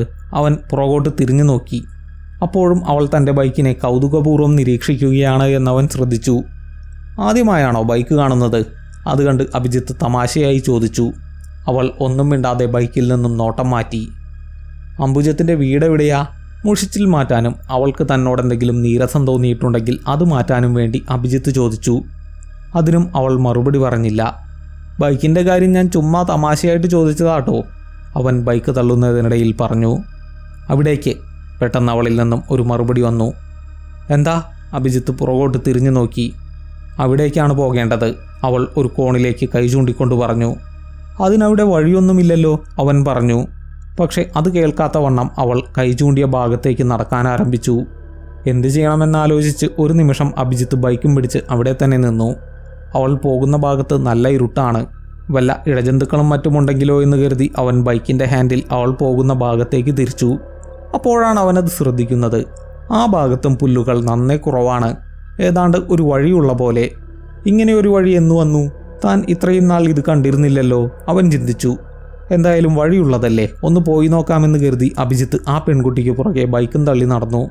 അവൻ പുറകെ വരുന്നുണ്ട് എന്നറിഞ്ഞതുകൊണ്ടോ മറ്റോ അവൾ നടത്തത്തിൻ്റെ വേഗത കുറച്ചു. അഭിജിത്ത് നടന്ന് അവൾക്കൊപ്പമെത്തി. അവിടെ നിന്നും കുറച്ചു ദൂരം കൂടി അതുപോലെ അവർ ഒന്നിച്ച് നടന്നു കാണും. പെട്ടെന്ന് അവൾ നടത്തം നിർത്തി. ഒപ്പം അഭിജിത്തും. എന്തുപറ്റി? അവൻ ചോദിച്ചു. അവൾ ഒരു കൈ ഉയർത്തി അല്പം മുന്നിലേക്ക് വിരൽ ചൂണ്ടി. അഭിജിത്ത് ആ ഭാഗത്തേക്ക് നോക്കി. പ്രത്യേകിച്ചൊന്നും തന്നെ അവൻ അവിടെ കാണാൻ കഴിഞ്ഞില്ല. സംശയത്തോടെ നെറ്റിച്ചുളിച്ച് അഭിജിത്ത് തിരിഞ്ഞവളെ നോക്കി. അവിടെ വെച്ചാണ് ഞാൻ മരിച്ചത്, ഒരു ഇടിമുഴക്കം പോലെ അവൾ പറഞ്ഞു. എന്താ? അത് കേട്ട് ഞെട്ടിത്തരിച്ച് അഭിജിത്ത് വിറയലോടെ ചോദിച്ചു. അവൻ നോക്കി നിൽക്കെ അവളുടെ തലയുടെ പുറകിൽ നിന്നും രക്തം വാർന്നൊഴുകാൻ തുടങ്ങി. ആരോ പിടിച്ചു വലിച്ചതുപോലെ വസ്ത്രങ്ങളിൽ കീറലുകൾ രൂപപ്പെട്ടു. കണ്ണുകൾ ചുവന്ന് രക്തനിറമായി. മുഖത്ത് അതുവരെ ഉണ്ടായിരുന്ന നിർവികാരതയുടെ സ്ഥാനത്ത് പകയും വിദ്വേഷവും സ്ഥാനം പിടിച്ചു. താമര, അപ്പോൾ അതെല്ലാം സത്യമായിരുന്നു. താൻ മരിക്കാൻ പോവുകയാണ്. ഒരു നടുക്കത്തോടെ അവൻ തിരിച്ചറിഞ്ഞു. അറിയാതെ ബൈക്കിൽ നിന്നും അവൻ്റെ പിടുത്തം വിട്ടു. ബൈക്ക് ഒരു വശത്തേക്ക് മറിഞ്ഞു വീണു. പക്ഷേ അവനത് ശ്രദ്ധിച്ചതുപോലുമില്ല. ഒരുതരം വിഭ്രാന്തി ബാധിച്ച അവസ്ഥയിലായിരുന്നു അവനപ്പോൾ. കാലങ്ങളായി ഗ്രാമത്തിൽ പ്രചരിച്ചിരുന്ന കഥകളെല്ലാം സത്യമായിരുന്നു എന്ന തിരിച്ചറിവിനൊപ്പം ഇനി എന്താണ് ചെയ്യാൻ കഴിയുക എന്നൊരു ചിന്തയും, ഒപ്പം അഥവാ ഇനിയൊന്നും ചെയ്യാൻ കഴിഞ്ഞില്ലെങ്കിൽ തനിക്കെന്താണ് സംഭവിക്കുക എന്ന ഭയാശങ്കകളും എല്ലാം മൂലം അവൻ്റെ മനസ്സ് പ്രക്ഷുബ്ധമായി. അവിടെ നിന്നും ഓടി രക്ഷപ്പെടാൻ മനസ്സ് പറഞ്ഞെങ്കിലും അതനുസരിക്കാൻ അവൻ്റെ കാലുകൾ വിസമ്മതിച്ചു. അവൻ നോക്കി നിൽക്കെ അവൾ തൻ്റെ കൈ അവന് നേരെ നീട്ടി. അവളെന്താണ് തന്നെ ചെയ്യാൻ പോകുന്നതെന്നറിയാതെ അവൻ നിന്ന് വിറച്ചു. ആ കയ്യിൽ കൂർത്ത നഖങ്ങളോ വായിൽ പുറത്തേക്ക് തുറച്ചു നിൽക്കുന്ന ദംഷ്ട്രകളോ ഒന്നും തന്നെ ഇല്ലായിരുന്നു. അതവനെ ഒട്ടും ആശ്വസിപ്പിച്ചില്ല എന്ന് മാത്രമല്ല, കൂടുതൽ ഭയപ്പെടുത്തുകയും ചെയ്തു. ഏതുവിധമാണ് ഈ ദുഷ്ട തൻ്റെ രക്തവും മാംസവും ഊറ്റിയെടുക്കാൻ പോകുന്നതെന്ന ചിന്ത അവനെ ഭയത്തിൻ്റെ പാരമ്യത്തിലെത്തിച്ചു. അടുത്ത നിമിഷം അവളുടെ കയ്യിലെ നിവർത്തിപ്പിടിച്ചിരുന്ന ചൂണ്ടുവിരൽ അവൻ്റെ 2 പുരികങ്ങൾക്ക് മധ്യത്തിലായി തൊട്ടു. ആ സമയം ചുഴലി ബാധിച്ചതുപോലെ അവനൊന്ന് വിറച്ചു. കുടുംബത്തിനത്താണിയായി ഒരാൺതരി വേണം. തൻ്റെ പുറകിൽ നിന്നും ഒരു അപരിചിതൻ്റെ ശബ്ദം കേട്ട് അഭിജിത്ത് ഞെട്ടിത്തിരിഞ്ഞു നോക്കി. ഒരു കുടിലിനകത്ത് നീണ്ടു മെലിഞ്ഞ ഒരു പുരുഷൻ നിൽക്കുന്നു. അയാൾക്കരികിൽ ഗർഭിണിയായ ഒരു സ്ത്രീയും പിന്നെ 4-5 വയസ്സ് മാത്രമുള്ള ഒരു പെൺകുട്ടിയും. എന്താണിതെല്ലാം എന്ന് മനസ്സിലാവാതെ അഭിജിത്ത് ഒരു നിമിഷത്തേക്ക് പകച്ചുപോയി. ഒന്നും മനസ്സിലാവാതെ അഭിജിത്ത് ചുറ്റിലും നോക്കി. തൊട്ടുമുമ്പ് തൻ്റെ അരികിൽ നിന്നിരുന്ന താമരയെ കാണുന്നില്ല. അവളെവിടെ പോയി? ഇതേതാ സ്ഥലം? ആരാണിവർ? സംശയങ്ങളുടെ നടുവിൽ നിന്നും അവൻ ഓടി രക്ഷപ്പെടാൻ ശ്രമിച്ചു. അപ്പോഴാണ് തനിക്ക് ദേഹമില്ല എന്ന കാര്യം അവൻ അറിയുന്നത്. അയാൾക്കരികിലിരിക്കുന്ന പെൺകുട്ടിക്ക് താമരയുമായി അസാധാരണമായ സാദൃശ്യമുള്ളത് അവൻ ശ്രദ്ധിച്ചു. അത് താമര തന്നെയാണ്. താൻ പതിറ്റാണ്ടുകൾക്ക് മുമ്പ് നടന്ന ഒരു സംഭവത്തിന് ദൃക്സാക്ഷിയാവുകയാണ് എന്നവൻ തിരിച്ചറിഞ്ഞു. അവൾക്കരികിൽ നിൽക്കുന്നവർ അവളുടെ മാതാപിതാക്കളായ വേലുവും അമ്മാളുവുമാണ്. അതോടെ ഭയം ആകാംക്ഷയ്ക്ക് വഴിമാറി. അവൻ കൗതുകപൂർവ്വം അവരെ നിരീക്ഷിച്ചു. അവരുടെ സംഭാഷണങ്ങൾ മുഴുവൻ ഒരാൺകുഞ്ഞ് വേണ്ടതിൻ്റെ പ്രാധാന്യത്തെക്കുറിച്ച് മാത്രമായിരുന്നു. കേവലം 4-5 വയസ്സ് മാത്രമേ പ്രായമുള്ളൂവെങ്കിലും താമരയിൽ താൻ വീടിന് ഉപകാരമില്ലാത്തവളാണെന്ന അപകർഷതാബോധം നിറയുന്നത് അഭിജിത്ത് കണ്ടു. അവളുടെ കണ്ണുകൾ ചെറുതായി നിറഞ്ഞിരുന്നു. കയ്യിലുണ്ടായിരുന്ന ഒരു പിടി മഞ്ചാടിക്കുരുക്കളിൽ നിന്നും നിലത്തേക്ക് വീണ ഏതാനും എണ്ണം പെറുക്കിയെടുക്കാൻ മുന്നോട്ട് കുനിഞ്ഞ അവളുടെ കണ്ണുകളിൽ നിന്നും ഒരു തുള്ളി കണ്ണുനീർ ഇറ്റുവീണു. വേലുവോ അമ്മാളുവോ താമര അവിടെ ഉണ്ടെന്ന് പോലും ഭാവിച്ചിരുന്നില്ല. പെട്ടെന്ന് അവിടെ മുഴുവൻ ഇരുട്ടുമൂടി. എന്താണതെന്ന് അഭിജിത്ത് മനസ്സിലാക്കുന്നതിനു മുന്നേ വീണ്ടും മറ്റൊരു കാഴ്ച അവന് ദൃശ്യമായി. ഏതാണ്ട് 2 വയസ്സിനടുത്ത് പ്രായം തോന്നിക്കുന്ന ഒരു പെൺകുഞ്ഞിനെ മടിയിൽ വെച്ച് കളിപ്പിക്കുന്ന താമര. അവൾക്കരികിൽ വേലുവും അമ്മാളുവും. ഇപ്പോഴും അമ്മാളു നിറവയറുമായാണ് നിൽക്കുന്നത്. ഇത്തവണയും ഒരു മാറ്റമില്ലാതെ ആൺകുഞ്ഞിനു വേണ്ടിയുള്ള ആഗ്രഹങ്ങളായിരുന്നു അവരുടെ സംസാരത്തിൽ മുഴുവൻ. അതിനുവേണ്ടി ഗ്രാമത്തിലെ ഭഗവതി ക്ഷേത്രത്തിൽ വഴിപാട് നേർന്നതിനെക്കുറിച്ച് വേലു അമ്മാളുവിനോട് പറഞ്ഞു. അവർ അത് കേട്ട് തൻ്റെ വയറ്റിലൊന്ന് തലോടി. താമര തലകുനിച്ച് തൻ്റെ അനുജത്തിയെ നോക്കിയിരിക്കുകയായിരുന്നു. അതുകൊണ്ട് തന്നെ എന്താണ് അവളുടെ മുഖത്തെ ഭാവമെന്ന് അഭിജിത്തിന് മനസ്സിലാക്കാൻ കഴിഞ്ഞില്ല. വീണ്ടും എങ്ങും ഇരുട്ട് വ്യാപിച്ചു. അടുത്ത നിമിഷം അവിടെ മറ്റൊരു കാഴ്ച നിറഞ്ഞു. തൊട്ടിലിൽ കിടക്കുന്ന ഒരു പെൺകുഞ്ഞ്, തൊട്ടിലാട്ടിക്കൊണ്ടിരിക്കുന്ന താമര, അവൾക്കരികിൽ ഒരു ചെറിയ പെൺകുട്ടി, കുടിലിന് പുറത്ത് നിൽക്കുന്ന വേലുവും അമ്മാളുവും. അവരുടെ സംസാരത്തിൽ നിന്നും ഇത്തവണയും അമ്മാളു ഗർഭിണിയാണ് എന്ന് അഭിജിത്ത് മനസ്സിലാക്കി. ആൺകുഞ്ഞിനു വേണ്ടിയുള്ള ആഗ്രഹങ്ങളായിരുന്നു ഇത്തവണയും അവരുടെ സംസാരം നിറയെ. അഭിജിത്ത് അത് കേട്ട് താമരയെ നോക്കി. എന്തുകൊണ്ടോ ഇത്തവണ അത് അവളെ ഒട്ടും തന്നെ ബാധിക്കുന്നില്ല എന്നവന് തോന്നി. ഒരുപക്ഷെ നിരന്തരം അത് കേട്ട് അവളുടെ മനസ്സതുമായി പൊരുത്തപ്പെട്ട് കാണും. വീണ്ടും ഇരുട്ട് പടരുകയും കാഴ്ച മാറുകയും ചെയ്തു. ഓരോ തവണയും അത് സംഭവിക്കുമ്പോഴും കുടിലിനുള്ളിലെ പെൺകുട്ടികളുടെ എണ്ണം വർദ്ധിച്ചുകൊണ്ടിരുന്നു. അത് വേലുവിനെയും അമ്മാളുവിനെയും അസ്വസ്ഥരാക്കി. ഒടുവിൽ 6ാമതും പെൺകുഞ്ഞ് തന്നെ പിറന്നപ്പോൾ വേലു അമ്മാളുവിന് നേരെ കലിതുള്ളി. അവരാണ് അതിനുത്തരവാദി എന്നതുപോലായിരുന്നു അയാളുടെ പെരുമാറ്റം. ഒടുവിൽ ദേഷ്യപ്പെട്ട് കുറേ ശാപവാക്കുകളും ഉരുവിട്ട് വേലു വേഗത്തിൽ കുന്നിറങ്ങി എവിടേക്കോ പോയി. അവർ തമ്മിലുള്ള വഴക്ക് കേട്ട് അമ്മയെ ആശ്വസിപ്പിക്കാനായി താമര അമ്മാളുവിൻ്റെ അടുത്തേക്ക് ചെന്നു. അവളൊന്ന് അമ്മ എന്ന് വിളിച്ചത് മാത്രമേ ഉള്ളൂ. കനത്ത ഒരു പ്രഹരമാണ് അവളുടെ കവിളത്തേറ്റത്. മറ്റൊരു കാലഘട്ടത്തിൽ നിന്നുകൊണ്ട് കാലത്തിന് സാക്ഷിയാവുകയായിരുന്ന അഭിജിത്ത് പോലും അത് കണ്ട് നടുങ്ങിപ്പോയി. മശൂലം പിടിച്ചവൾ, നിന്റെ തല വെട്ടം കണ്ട അന്ന് തൊട്ട് തുടങ്ങിയതാണ് ഈ ദുരിതം. കുടുംബം മുടിക്കാനായിട്ടുണ്ടായ ജന്മം. അമ്മാളു തൻ്റെ ഭർത്താവിനോടുള്ള ദേഷ്യം നിസ്സഹായയായ താമരയോട് തീർത്തു.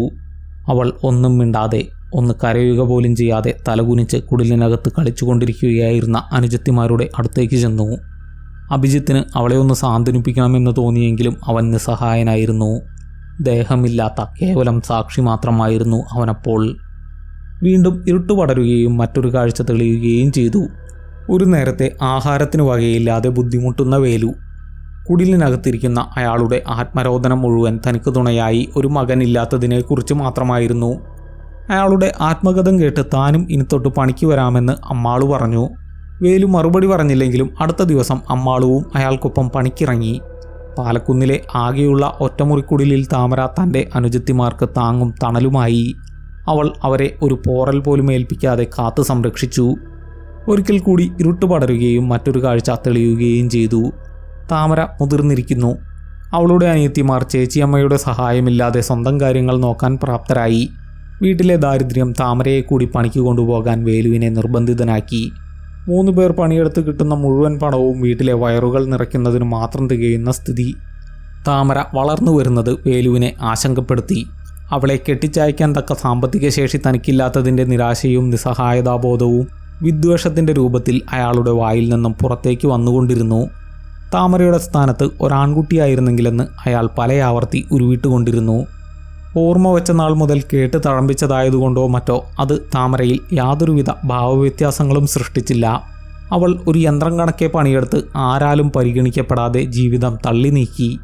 താമര ജീവിച്ചു തീർത്ത ആഴ്ചകളും മാസങ്ങളും അഭിജിത്ത് എന്ന സാക്ഷിക്ക് മുന്നിലൂടെ ശരവേഗത്തിൽ കടന്നുപോയി. അങ്ങനെയിരിക്കെ ഒരു ദിവസം, അന്നാണത് സംഭവിക്കുന്നത്. പുള്ളൂർ ഗ്രാമത്തിലെ ഒരു പെൺകുട്ടി പീഡനത്തിന് ഇരയായ ദിവസം. അന്ന് തന്നെ പ്രതികളായ ശേഖരനും സുഹൃത്തുക്കളും പോലീസ് പിടിയിലാവുകയും ചെയ്തു. ഇരയായ പെൺകുട്ടിയോട് വീട്ടുകാരും നാട്ടുകാരും പ്രത്യേക പരിഗണനയോടെ ഇടപഴകാൻ തുടങ്ങി.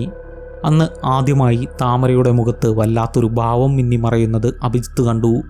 അതെന്താണെന്ന് അവന് തിരിച്ചറിയാൻ കഴിഞ്ഞില്ല. അവൻ അതെന്താണെന്ന് മനസ്സിലാക്കാൻ കഴിയും മുമ്പേ ഇരുട്ട് വ്യാപിക്കുകയും മറ്റൊരു ദൃശ്യം തെളിയുകയും ചെയ്തു. ഗ്രാമത്തിലെ ഭഗവതി ക്ഷേത്രത്തിലെ ഉത്സവത്തിന് പോകുന്ന വേലുവും കുടുംബവും, കുടിലിൽ തനിച്ചാവുന്ന താമര. ഇന്നാണ് ആ ദിവസം, അഭിജിത്ത് ചിന്തിച്ചു. സംഭവിക്കാൻ പോകുന്നത് കാണാനുള്ള ശേഷി തനിക്കുണ്ടെന്ന് തോന്നുന്നില്ല. പക്ഷേ തനിക്കൊന്നും ചെയ്യാനില്ല. ദേഹമില്ലാത്ത താൻ കേവലം സാക്ഷി മാത്രമാണ്. താൻ കാണുന്നത് കണ്ണുകളിലൂടെയല്ല. തൻ്റെ ബോധം സമയയാത്ര നടത്തുകയാണ്. അതിനാൽ കണ്ണുകൾ അടയ്ക്കുക എന്നൊരു കാര്യം പോലും അസാധ്യമാണ്. എന്താണോ സംഭവിക്കുന്നത്, അല്ല സംഭവിച്ചത്, അത് കണ്ടേ മതിയാകൂ. അഭിജിത്തിന് കടുത്ത മാനസിക സംഘർഷം അനുഭവപ്പെടാൻ തുടങ്ങി. എന്തിനു വേണ്ടിയാണ് അവൾ തനിക്കിതെല്ലാം കാണിച്ചു തരുന്നതെന്ന് അവൻ ചിന്തിച്ചു. താൻ അനുഭവിച്ചതെല്ലാം മറ്റുള്ളവർ അറിയണമെന്ന ആഗ്രഹം മൂലമോ, അതോ മറ്റെന്തെങ്കിലും ഗൂഢമായ ഉദ്ദേശമാണോ അതിനു പിന്നിൽ? അത് എന്തു തന്നെയായാലും താനത് ഉടനെ അറിയുമെന്നത് അവനെ ഭയപ്പെടുത്തി. പെട്ടെന്നാണ് ഒരു കാൽപ്പെരുമാറ്റത്തിൻ്റെ ശബ്ദം അവൻ്റെ കാതുകളിൽ വന്നു പതിച്ചത്. അപ്പോഴാണ് താനത് കാണുന്നുണ്ട് എന്ന കാര്യത്തെക്കുറിച്ച് അവൻ ബോധവാനായത്. കുന്നിന് താഴെയുള്ള മൺവഴിയിലൂടെ നടന്നു വരുന്ന ശേഖരൻ. അയാൾ ഉടനെ കുന്നുകയറും, അഭിജിത്ത് ചിന്തിച്ചു. പക്ഷേ സംഭവിച്ചത് മറ്റൊന്നാണ്. തന്നെ ആരും കാണുന്നില്ല എന്നുറപ്പാക്കാനായി അയാൾ ചുറ്റിലുമൊന്ന് നോക്കി. അതിനുശേഷം കുന്നിന് താഴെ മരങ്ങൾ വളർന്ന് കാട് പിടിച്ചു നിൽക്കുന്ന ഭാഗത്തേക്ക് പോയി. അയാളുടെ നടത്തത്തിൽ നിന്നും ഇടയ്ക്ക് അയാൾ അവിടേക്ക് പോകാറുണ്ട് എന്ന് അഭിജിത്തിന് മനസ്സിലായി. പക്ഷേ എന്തിനു വേണ്ടിയാണ് എന്നവന് കാണാൻ കഴിയുമായിരുന്നില്ല. പക്ഷേ ആ സമയം കണ്ട മറ്റൊരു കാഴ്ച അവനെ നടുക്കിക്കളഞ്ഞു. അയാൾ താഴെയുണ്ട് എന്നുറപ്പാക്കിയ ശേഷം താമര കുടിലിനകത്തേക്ക് കയറിപ്പോയി. അതിനുശേഷം അവൾ ദേഹത്ത് സ്വയം ചെറിയ മുറിവുകൾ ഉണ്ടാക്കുകയും വസ്ത്രങ്ങൾ വലിച്ചു കീറുകയും ചെയ്ത ശേഷം ആവും വിധം കാലുകളും കൈകളും കൂട്ടിക്കെട്ടി നിലത്ത് ചുരുണ്ടുകൂടി കിടന്നു. അപ്പോൾ ശേഖരൻ തന്നെ ഉപദ്രവിച്ചു എന്നവൾ കള്ളം പറഞ്ഞതായിരുന്നോ? അഭിജിത്തിൻ്റെ മനസ്സ് കലുഷമായി. ഇനി എന്താണ് സംഭവിക്കാൻ പോകുന്നതെന്ന് അവനും അറിയാവുന്നതായിരുന്നു. അതുതന്നെ സംഭവിക്കുകയും ചെയ്തു. ഉത്സവം കണ്ടു മടങ്ങി വന്ന വേലു തൻ്റെ മകളുടെ അവസ്ഥ കണ്ട് വാവിട്ട് കരഞ്ഞു. അയാൾ അവളെ കോരിയെടുത്ത് കുന്നിറങ്ങി ആശുപത്രിയിലേക്ക് ഓടി. ആ കാഴ്ചകളെല്ലാം വളരെ വേഗത്തിൽ അവൻ്റെ മുന്നിലൂടെ കടന്നുപോയി. ശേഖരനെ പോലീസ് അറസ്റ്റ് ചെയ്തു. താമരയോട് എല്ലാവരും പ്രത്യേക പരിഗണനയോടെ ഇടപഴകാൻ തുടങ്ങി. അവളുടെ മനസ്സ് വേദനിപ്പിക്കുന്നതൊന്നും പറയാതിരിക്കാൻ വേലുവും ശ്രദ്ധ കാണിച്ചു. ദിവസങ്ങളും മാസങ്ങളും ഒരു നിമിഷാർദ്ധം കൊണ്ട് കടന്നുപോയി. വേലു വീണ്ടും പഴയ വേലുവായി. താമരയോടുള്ള അയാളുടെയും മറ്റുള്ളവരുടെയും പെരുമാറ്റം പഴയപടിയായി. അവളുടെ ചെറുതും വലുതുമായ ആവശ്യങ്ങൾ വീണ്ടും നിരാകരിക്കപ്പെട്ടു. അഭിജിത്തിനെ സാക്ഷിയാക്കി കാലചക്രം കറങ്ങിക്കൊണ്ടിരുന്നു. അങ്ങനെ കൃത്യം 1 വർഷത്തിന് ശേഷം കാവിലെ ഭഗവതി ക്ഷേത്രത്തിലെ ഉത്സവ ദിവസം. അന്ന് താമര ഉൾപ്പെടെ എല്ലാവരും കൂടിയാണ് ഉത്സവം കാണാൻ പാലക്കുന്നിറങ്ങിയത്. ക്ഷേത്രത്തിലെ തിക്കിനും തിരക്കിനുമിടയിൽ വെച്ച് താമര തന്ത്രപൂർവ്വം തൻ്റെ മാതാപിതാക്കളുടെ അടുത്തുനിന്നും ഒഴിഞ്ഞുമാറി. അതിനുശേഷം അവൾ സൈക്കിളിൽ കൊട്ട കെട്ടിവെച്ച് സാധനങ്ങൾ വിൽക്കുകയായിരുന്ന തൻ്റെ പരിചയക്കാരൻ കൂടിയായ വാസുവിൻ്റെ അടുത്തേക്ക് ചെന്നു. അവൾ അടുത്ത കെണിയൊരുക്കുകയാണ് എന്ന് അഭിജിത്ത് മനസ്സിലാക്കി. അവൾ ഇനി എന്താണ് ചെയ്യാൻ പോകുന്നതെന്ന് തിരിച്ചറിഞ്ഞ അഭിജിത്തിന് വാസുവിനെ രക്ഷിക്കണമെന്നുണ്ടായിരുന്നു. പക്ഷേ ഒന്നും തിരുത്തുക സാധ്യമായിരുന്നില്ല. സാക്ഷി മാത്രമാണ്, വിധാതാവല്ല. അവൾ വാസുവിനോട് എന്തോ പറയുന്നത് കാണാമായിരുന്നെങ്കിലും അതെന്താണെന്ന് കേൾക്കാൻ അവനായില്ല. വാസു അതിനെന്തോ മറുപടി പറയുകയും ചെയ്തു. അത് മതിയെന്നോ മറ്റോ ഉള്ള അർത്ഥത്തിൽ തലയാട്ടി താമര ആരും തന്നെ ശ്രദ്ധിക്കുന്നില്ല എന്നുറപ്പുവരുത്തി പാലക്കുന്നിലേക്ക് നടക്കാൻ തുടങ്ങി. കച്ചവടത്തിൻ്റെ തിരക്കൊഴിഞ്ഞ നേരത്ത് വാസു പാലക്കുന്നിലേക്ക് പുറപ്പെട്ടു. കുന്നിൻ മുകളിലെത്തി അയാൾ താമരയുടെ കുടിലിനടുത്തേക്ക് ചെന്നു. തുറന്നു വച്ചിരുന്ന വാതിലിന് പുറത്തു നിന്നുകൊണ്ട് വാസു അവളെ വിളിച്ചു. അത് കേട്ട് താമര പുറത്തേക്ക് വന്നു. അവൾ അയാളെയും കൂട്ടി കുടിലിനകത്തേക്ക് നടന്നു. അതോടൊപ്പം അഭിജിത്തിൻ്റെ ബോധവും കുടിലിനുള്ളിലേക്ക് സഞ്ചരിച്ചു. അവിടെ വെച്ച് വാസു അവളോടെന്തോ ചോദിച്ചു. അതിനു മറുപടിയായി താമര കുടിലിൻ്റെ ഒരു മൂലയിലേക്ക് വിരൽ ചൂണ്ടി. അവിടെ വെച്ചിരുന്ന ഏതാനും പഴയ പാത്രങ്ങൾ അയാൾ പെറുക്കിയെടുക്കാൻ ആരംഭിച്ചു. ഉടനെ താമര ഏതാനും ചൂടുകൾ പുറകോട്ട് വച്ച ശേഷം സ്വയം തൻ്റെ വസ്ത്രങ്ങൾ വലിച്ചു കീറാനും ഉച്ചത്തിൽ അലറി വിളിക്കാനും തുടങ്ങി. അത് കേട്ട് വാസു ഞെട്ടിയെഴുന്നേറ്റു. അയാൾ തൻ്റെ ആജന്മ ശത്രുവാണെന്ന പോലെ താമര വാസുവിനെ നോക്കി. ഒന്നും മനസ്സിലാവാതെ ഒരു നിമിഷത്തേക്ക് വാസു പകച്ചുപോയി.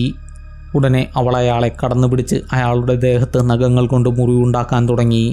അവൾ തന്നെ കെണിയിൽപ്പെടുത്താനുള്ള ശ്രമമാണ് എന്ന് തിരിച്ചറിഞ്ഞ വാസു താമരയെ തള്ളിമാറ്റാൻ ശ്രമിച്ചു. പക്ഷേ അവൾ അയാളെ കൂടുതൽ ശക്തിയായി ചുറ്റി വരികയും അയാളുടെ വസ്ത്രങ്ങൾ കൂടി വലിച്ചു കീറുകയും ചെയ്തു. അവളുടെ നീരാളിപ്പിടുത്തത്തിൽ നിന്നും മോചിതനാകുവാൻ എത്ര ശ്രമിച്ചിട്ടും വാസുവിനായില്ല. ആ പരാക്രമങ്ങൾക്കിടയിൽ താമരയുടെ ഒരു കൈ വാസുവിൻ്റെ മുഖത്തിന് നേർക്ക് നീണ്ടു. തൻ്റെ തള്ളവിരൽ കൊണ്ട് അവൾ വാസുവിൻ്റെ വലത്തെ കൺകോണിൽ ശക്തിയായി അമർത്താൻ തുടങ്ങി. അയാളുടെ വലത് കണ്ണ് ചുവന്ന് രക്തനിറമായി. അതിൻ്റെ വേദന അസഹ്യമായ നിമിഷത്തിൽ വാസു ഉറക്കെ അലറി. അയാൾ താമരയുടെ മുഖം തൻ്റെ ഉള്ളം കൈയിലൊതുക്കിക്കൊണ്ട് ആഞ്ഞു തള്ളി. അതോടെ പുറകോട്ട് വേച്ചുപോയ താമര കുടിലിൻ്റെ മരം കൊണ്ടുള്ള തൂണുകളിലൊന്നിൽ ചെന്നിടിച്ച് നിശ്ചലയായി. അവളുടെ കണ്ണുകൾ പുറത്തേക്ക് ഉന്തി വന്നു. ഒപ്പം തലയുടെ പിൻഭാഗത്തു നിന്നും രക്തമൊഴുകാനും ആരംഭിച്ചു. ഒരു നിമിഷമെടുത്തു എന്താണ് സംഭവിച്ചതെന്ന് വാസുവിന് മനസ്സിലാവാൻ. അവിടെ കൊളുത്തിയിട്ടിരുന്ന വേലുവിൻ്റെ കോടാലി താമരയുടെ തലയിൽ തുളച്ചു കയറുകയായിരുന്നു. എന്തു ചെയ്യണമെന്നാലോചിച്ച് ഒരു നിമിഷം നിന്ന ശേഷം വാസു കുടിലിൽ നിന്നും പുറത്തേക്കിറങ്ങി പാലക്കുന്നിൻ്റെ മറുവശത്തേക്ക് ഓടി. കുടിലിനകത്ത് മരണം ഉറപ്പായ സമയത്തും താമര അത് ചെയ്തു. ഒരൽപ്പം മുന്നോട്ടാഞ്ഞ അവൾ നിലത്തേക്ക് മറിഞ്ഞു വീണു. അവൾ കൈകൾ കുത്തി നിലത്തുകൂടെ ഇഴഞ്ഞു നീങ്ങി തൻ്റെ ഉപയോഗമില്ലാതായ പുസ്തകത്തിലെ ഒരേട് കീറിയെടുത്തു. മരണം മുന്നിൽ കാണുന്ന നേരത്തും അവൾ തൻ്റെ ചൂണ്ടുവിരലിൽ സ്വന്തം രക്തം ചാലിച്ച് അതിൽ വാസുവിൻ്റെ പേരെഴുതി. ഒടുവിൽ മരണവെപ്രാളത്തിൻ്റെ നേരത്ത് നഷ്ടപ്പെട്ടു പോകാതിരിക്കാനായി ആ കടലാസ് കഷ്ണം അവൾ കയ്യിൽ ചുരുട്ടിപ്പിടിച്ചു. അല്പനേരത്തെ പിടച്ചിലിന് ശേഷം താമര മരണത്തിന് കീഴടങ്ങി. പതിറ്റാണ്ടുകൾക്ക് മുമ്പ് സംഭവിച്ച ഒരു കാര്യത്തിനാണ് സാക്ഷ്യം വഹിക്കുന്നതെങ്കിലും കണ്ണുകൾ പുറത്തേക്ക് തുറിച്ച് രക്തത്തിൽ കുളിച്ചു കിടക്കുന്ന താമരയുടെ ഭൗതിക ശരീരത്തിൻ്റെ കാഴ്ച അഭിജിത്തിനെ ഭയപ്പെടുത്തി.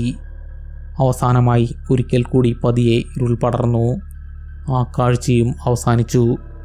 ഒരു നിമിഷത്തേക്ക് അഭിജിത്തിന് സ്ഥലകാലബോധം നഷ്ടമായി. പതിയെ അവൻ്റെ മുന്നിൽ മറ്റൊരു കാഴ്ച തെളിഞ്ഞു വന്നു. ഏതാനും പുല്ലുകളും മരങ്ങളും. താൻ ആ കാഴ്ച കാണുന്നത് നിലത്ത് വീണ് കിടക്കുന്ന തൻ്റെ ബൈക്കിൻ്റെ ഹെഡ്ലൈറ്റിൻ്റെ വെളിച്ചത്തിലാണെന്ന് അവൻ തിരിച്ചറിഞ്ഞു. അതോടൊപ്പം തനിക്കിപ്പോൾ ഒരു ശരീരമുള്ളതും അവൻ അറിഞ്ഞു. അതോടെ ഓടി രക്ഷപ്പെടാനുള്ള ആഗ്രഹം വീണ്ടും അവനിൽ ഉടലെടുത്തു. അതിനായി ശ്രമിച്ചപ്പോഴാണ് അവൻ മറ്റൊരു കാര്യം അറിഞ്ഞത്. തൻ്റെ കാലുകൾ ഭൂമിയിൽ സ്പർശിച്ചിട്ടില്ല. ഏതോ ഒരു അഭൗമശക്തി തന്നെ നിലത്ത് നിന്നും ഉയർത്തി നിർത്തിയിരിക്കുകയാണ്. ആ അഭൗമശക്തി താമര എന്ന ദുഷ്ടയായ യക്ഷിയല്ലാതെ മറ്റൊന്നുമല്ല എന്ന കാര്യത്തിൽ അഭിജിത്തിന് ലവലേശം പോലും സംശയമില്ലായിരുന്നു. ഇനി തനിക്കെന്താണ് സംഭവിക്കാൻ പോകുന്നതെന്നറിയാതെ അവൻ ഭയന്നു വിറച്ചു. ഒന്ന് ഒച്ച വയ്ക്കാൻ പോലും പറ്റാത്ത വിധം അവൻ്റെ ശരീരത്തിൽ തളർച്ച ബാധിച്ചിരുന്നു. ദേഹത്ത് ആകെ ചലിപ്പിക്കാൻ സാധിക്കുമായിരുന്നത് കണ്ണുകൾ മാത്രമായിരുന്നു. ആ കണ്ണുകൾ താമരയ്ക്കായി പരതി. പക്ഷേ അവളെ കാണാൻ കഴിഞ്ഞില്ല. കണ്ണുകൾക്ക് കാണാൻ സാധിക്കുമായിരുന്നില്ലെങ്കിലും അവളുടെ സാന്നിധ്യം അവന് അനുഭവപ്പെട്ടു. ഒന്നനങ്ങാൻ പോലും കഴിയാത്ത നിസ്സഹായാവസ്ഥയിൽ അഭിജിത്ത് തന്നെ സഹായിക്കണേ എന്ന് ദൈവത്തോട് പ്രാർത്ഥിച്ചു.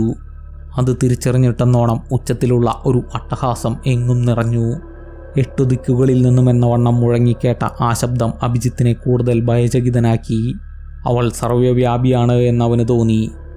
ഞാനും പ്രാർത്ഥിച്ചിരുന്നു, പക്ഷേ അത് കേൾക്കാൻ ദൈവങ്ങൾക്ക് കാതുകളുണ്ടായിരുന്നില്ല. പരിഹാസവും പുച്ഛവും നിറഞ്ഞ ഒരു അശരീരി എവിടെ നിന്നോ മുഴങ്ങി. അഭിജിത്തിൻ്റെ കണ്ണുകൾ ആ ശബ്ദത്തിൻ്റെ ഉറവിടം കണ്ടെത്താൻ ശ്രമിച്ച് പരാജയപ്പെട്ടു. താൻ എന്ത് തെറ്റാണ് ചെയ്തതെന്ന് അവളോട് ചോദിക്കണമെന്നവൻ ആഗ്രഹിച്ചു. നീ ഒരാണാണ്, അതാണ് നീ ചെയ്ത തെറ്റ്. ആണായി പിറക്കാതിരുന്നതാണ് എന്നിൽ ആരോപിക്കപ്പെട്ട കുറ്റം. നിങ്ങൾക്കായി പരുവപ്പെടുത്തിയ ലോകത്ത് ജനിച്ചതാണ് ഞാൻ ചെയ്ത തെറ്റ്. ഇവൾക്ക് പകരം ഒരാൺകുഞ്ഞായിരുന്നെങ്കിൽ. ഓർമ്മ വെച്ച നാൾ മുതൽ കേട്ടു വളർന്ന ദുഷിച്ച വാചകമാണത്. ഇവിടെ ആണുങ്ങൾ വേണ്ട. ഇത് എൻ്റെ ലോകമാണ്. ഇവിടെ കാലുകുത്താൻ ധൈര്യപ്പെടുന്ന ഓരോ ആണിനെയും ഞാൻ കാലുപുരിക്കയക്കും. അവൻ്റെ ചിന്തകൾക്ക് മറുപടിയായി വീണ്ടും അശരീരി മുഴങ്ങി. തൻ്റെ മനസ്സുപോലും വായിക്കാൻ കഴിയുന്ന അത്ര ശക്തയാണ് താമര എന്ന യക്ഷി എന്ന തിരിച്ചറിവ് അവനെ ഭയപ്പെടുത്തുന്നതോടൊപ്പം അതിശയിപ്പിക്കുക കൂടി ചെയ്തു. ഒപ്പം മറ്റൊരു കാര്യത്തിനു കൂടി ഉത്തരം ലഭിച്ചെങ്കിലെന്ന ചിന്തയും. സ്വന്തം അച്ഛനായ വേലുവിനെ എന്തുകൊണ്ട് ഒന്നും ചെയ്തില്ല?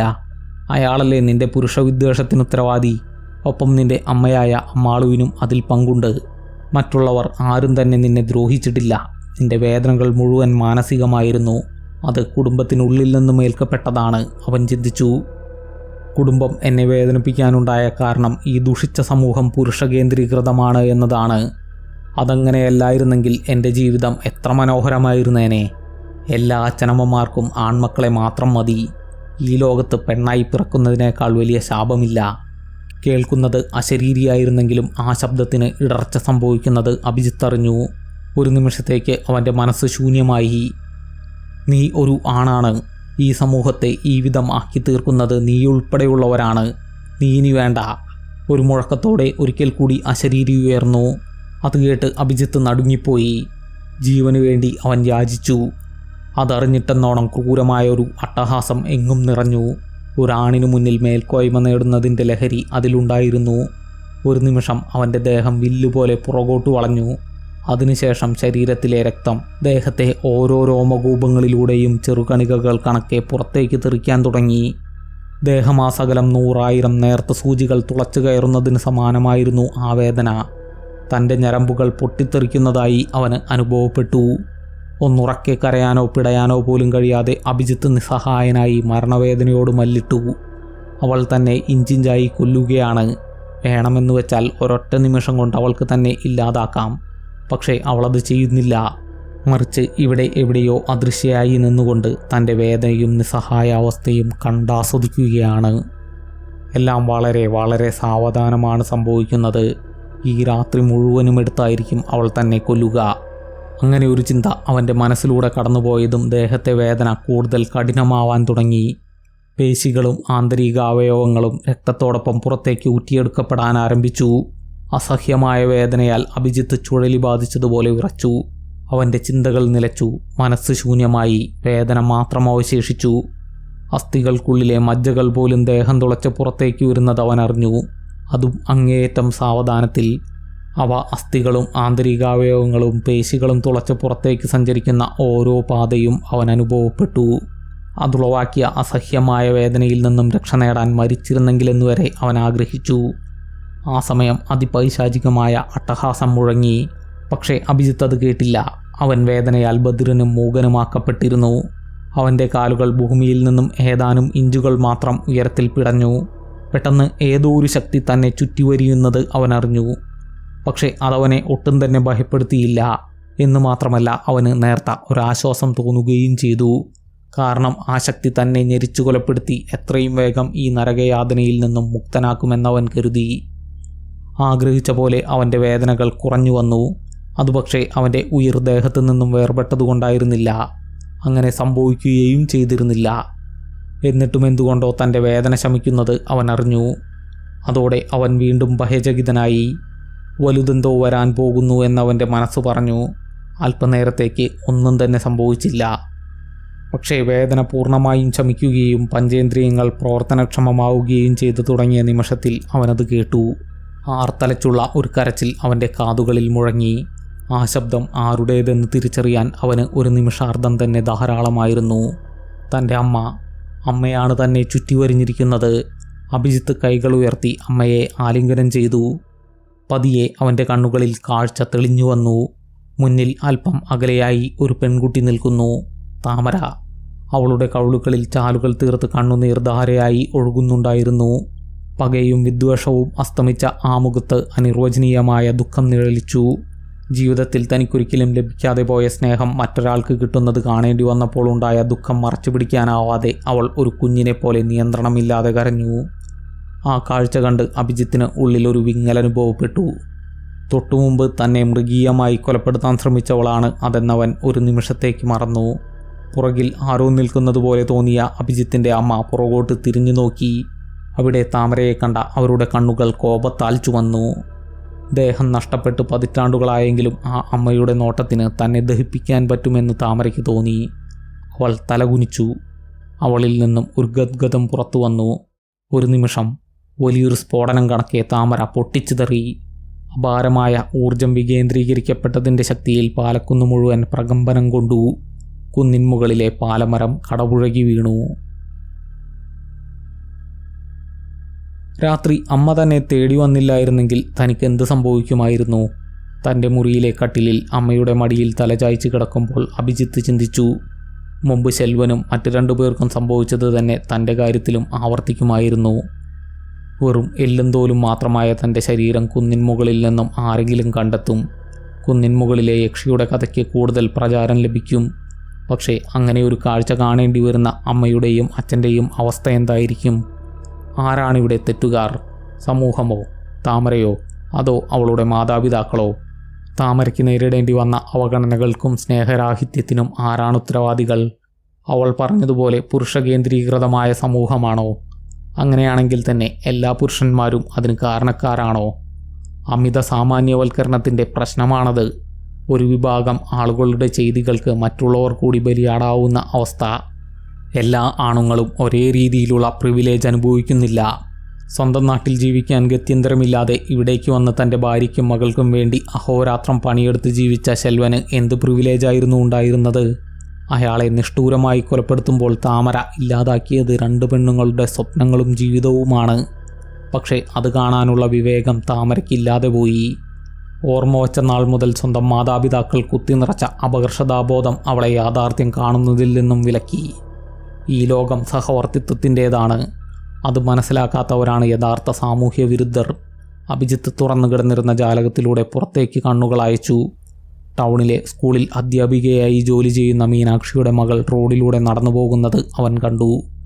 മീനാക്ഷി മകളെ സ്കൂളിൽ അയച്ചതുപോലെ വേലുവും ചെയ്തിരുന്നെങ്കിൽ താമരയുടെയും മറ്റുള്ളവരുടെയും ജീവിതം തികച്ചും മറ്റൊരു രീതിയിലായേനെ. പക്ഷേ അവിടെ വേലു നിസ്സഹായനായിരുന്നു. ഒരു നേരത്തെ അന്നത്തിന് പോലും പാടുപെടേണ്ടി വന്നിരുന്ന വേലുവിനെ അക്കാര്യത്തിൽ ഒരിക്കലും കുറ്റം പറയാനൊക്കില്ല. താമരയുടെ ജീവിതം സങ്കീർണമായിരുന്നു. അവൾ അപ്രകാരമായി തീർന്നതിൽ ഏതെങ്കിലും ഒരു കാര്യത്തെ മാത്രം പഴിചാരാനാവുകയില്ല. കുടുംബത്തിലെ ദാരിദ്ര്യം, ആൺമക്കൾ മാത്രമേ തുണയായി ഉണ്ടാവൂ എന്ന സമൂഹത്തിൻ്റെ വികലമായ കാഴ്ചപ്പാട്, ഓരോ അനിയത്തിമാർ ജനിക്കുമ്പോഴും കുറഞ്ഞു വന്ന പരിഗണനയും സ്നേഹത്തിൻ്റെ അഭാവവും എല്ലാം അതിന് കാരണങ്ങളാണ്. സാമൂഹികവും സാമ്പത്തികവും ലിംഗപരവുമായ അസമത്വങ്ങൾ നിലനിൽക്കുന്നിടത്തോളം കാലം താമരമാർ ഉണ്ടായിക്കൊണ്ടേയിരിക്കും.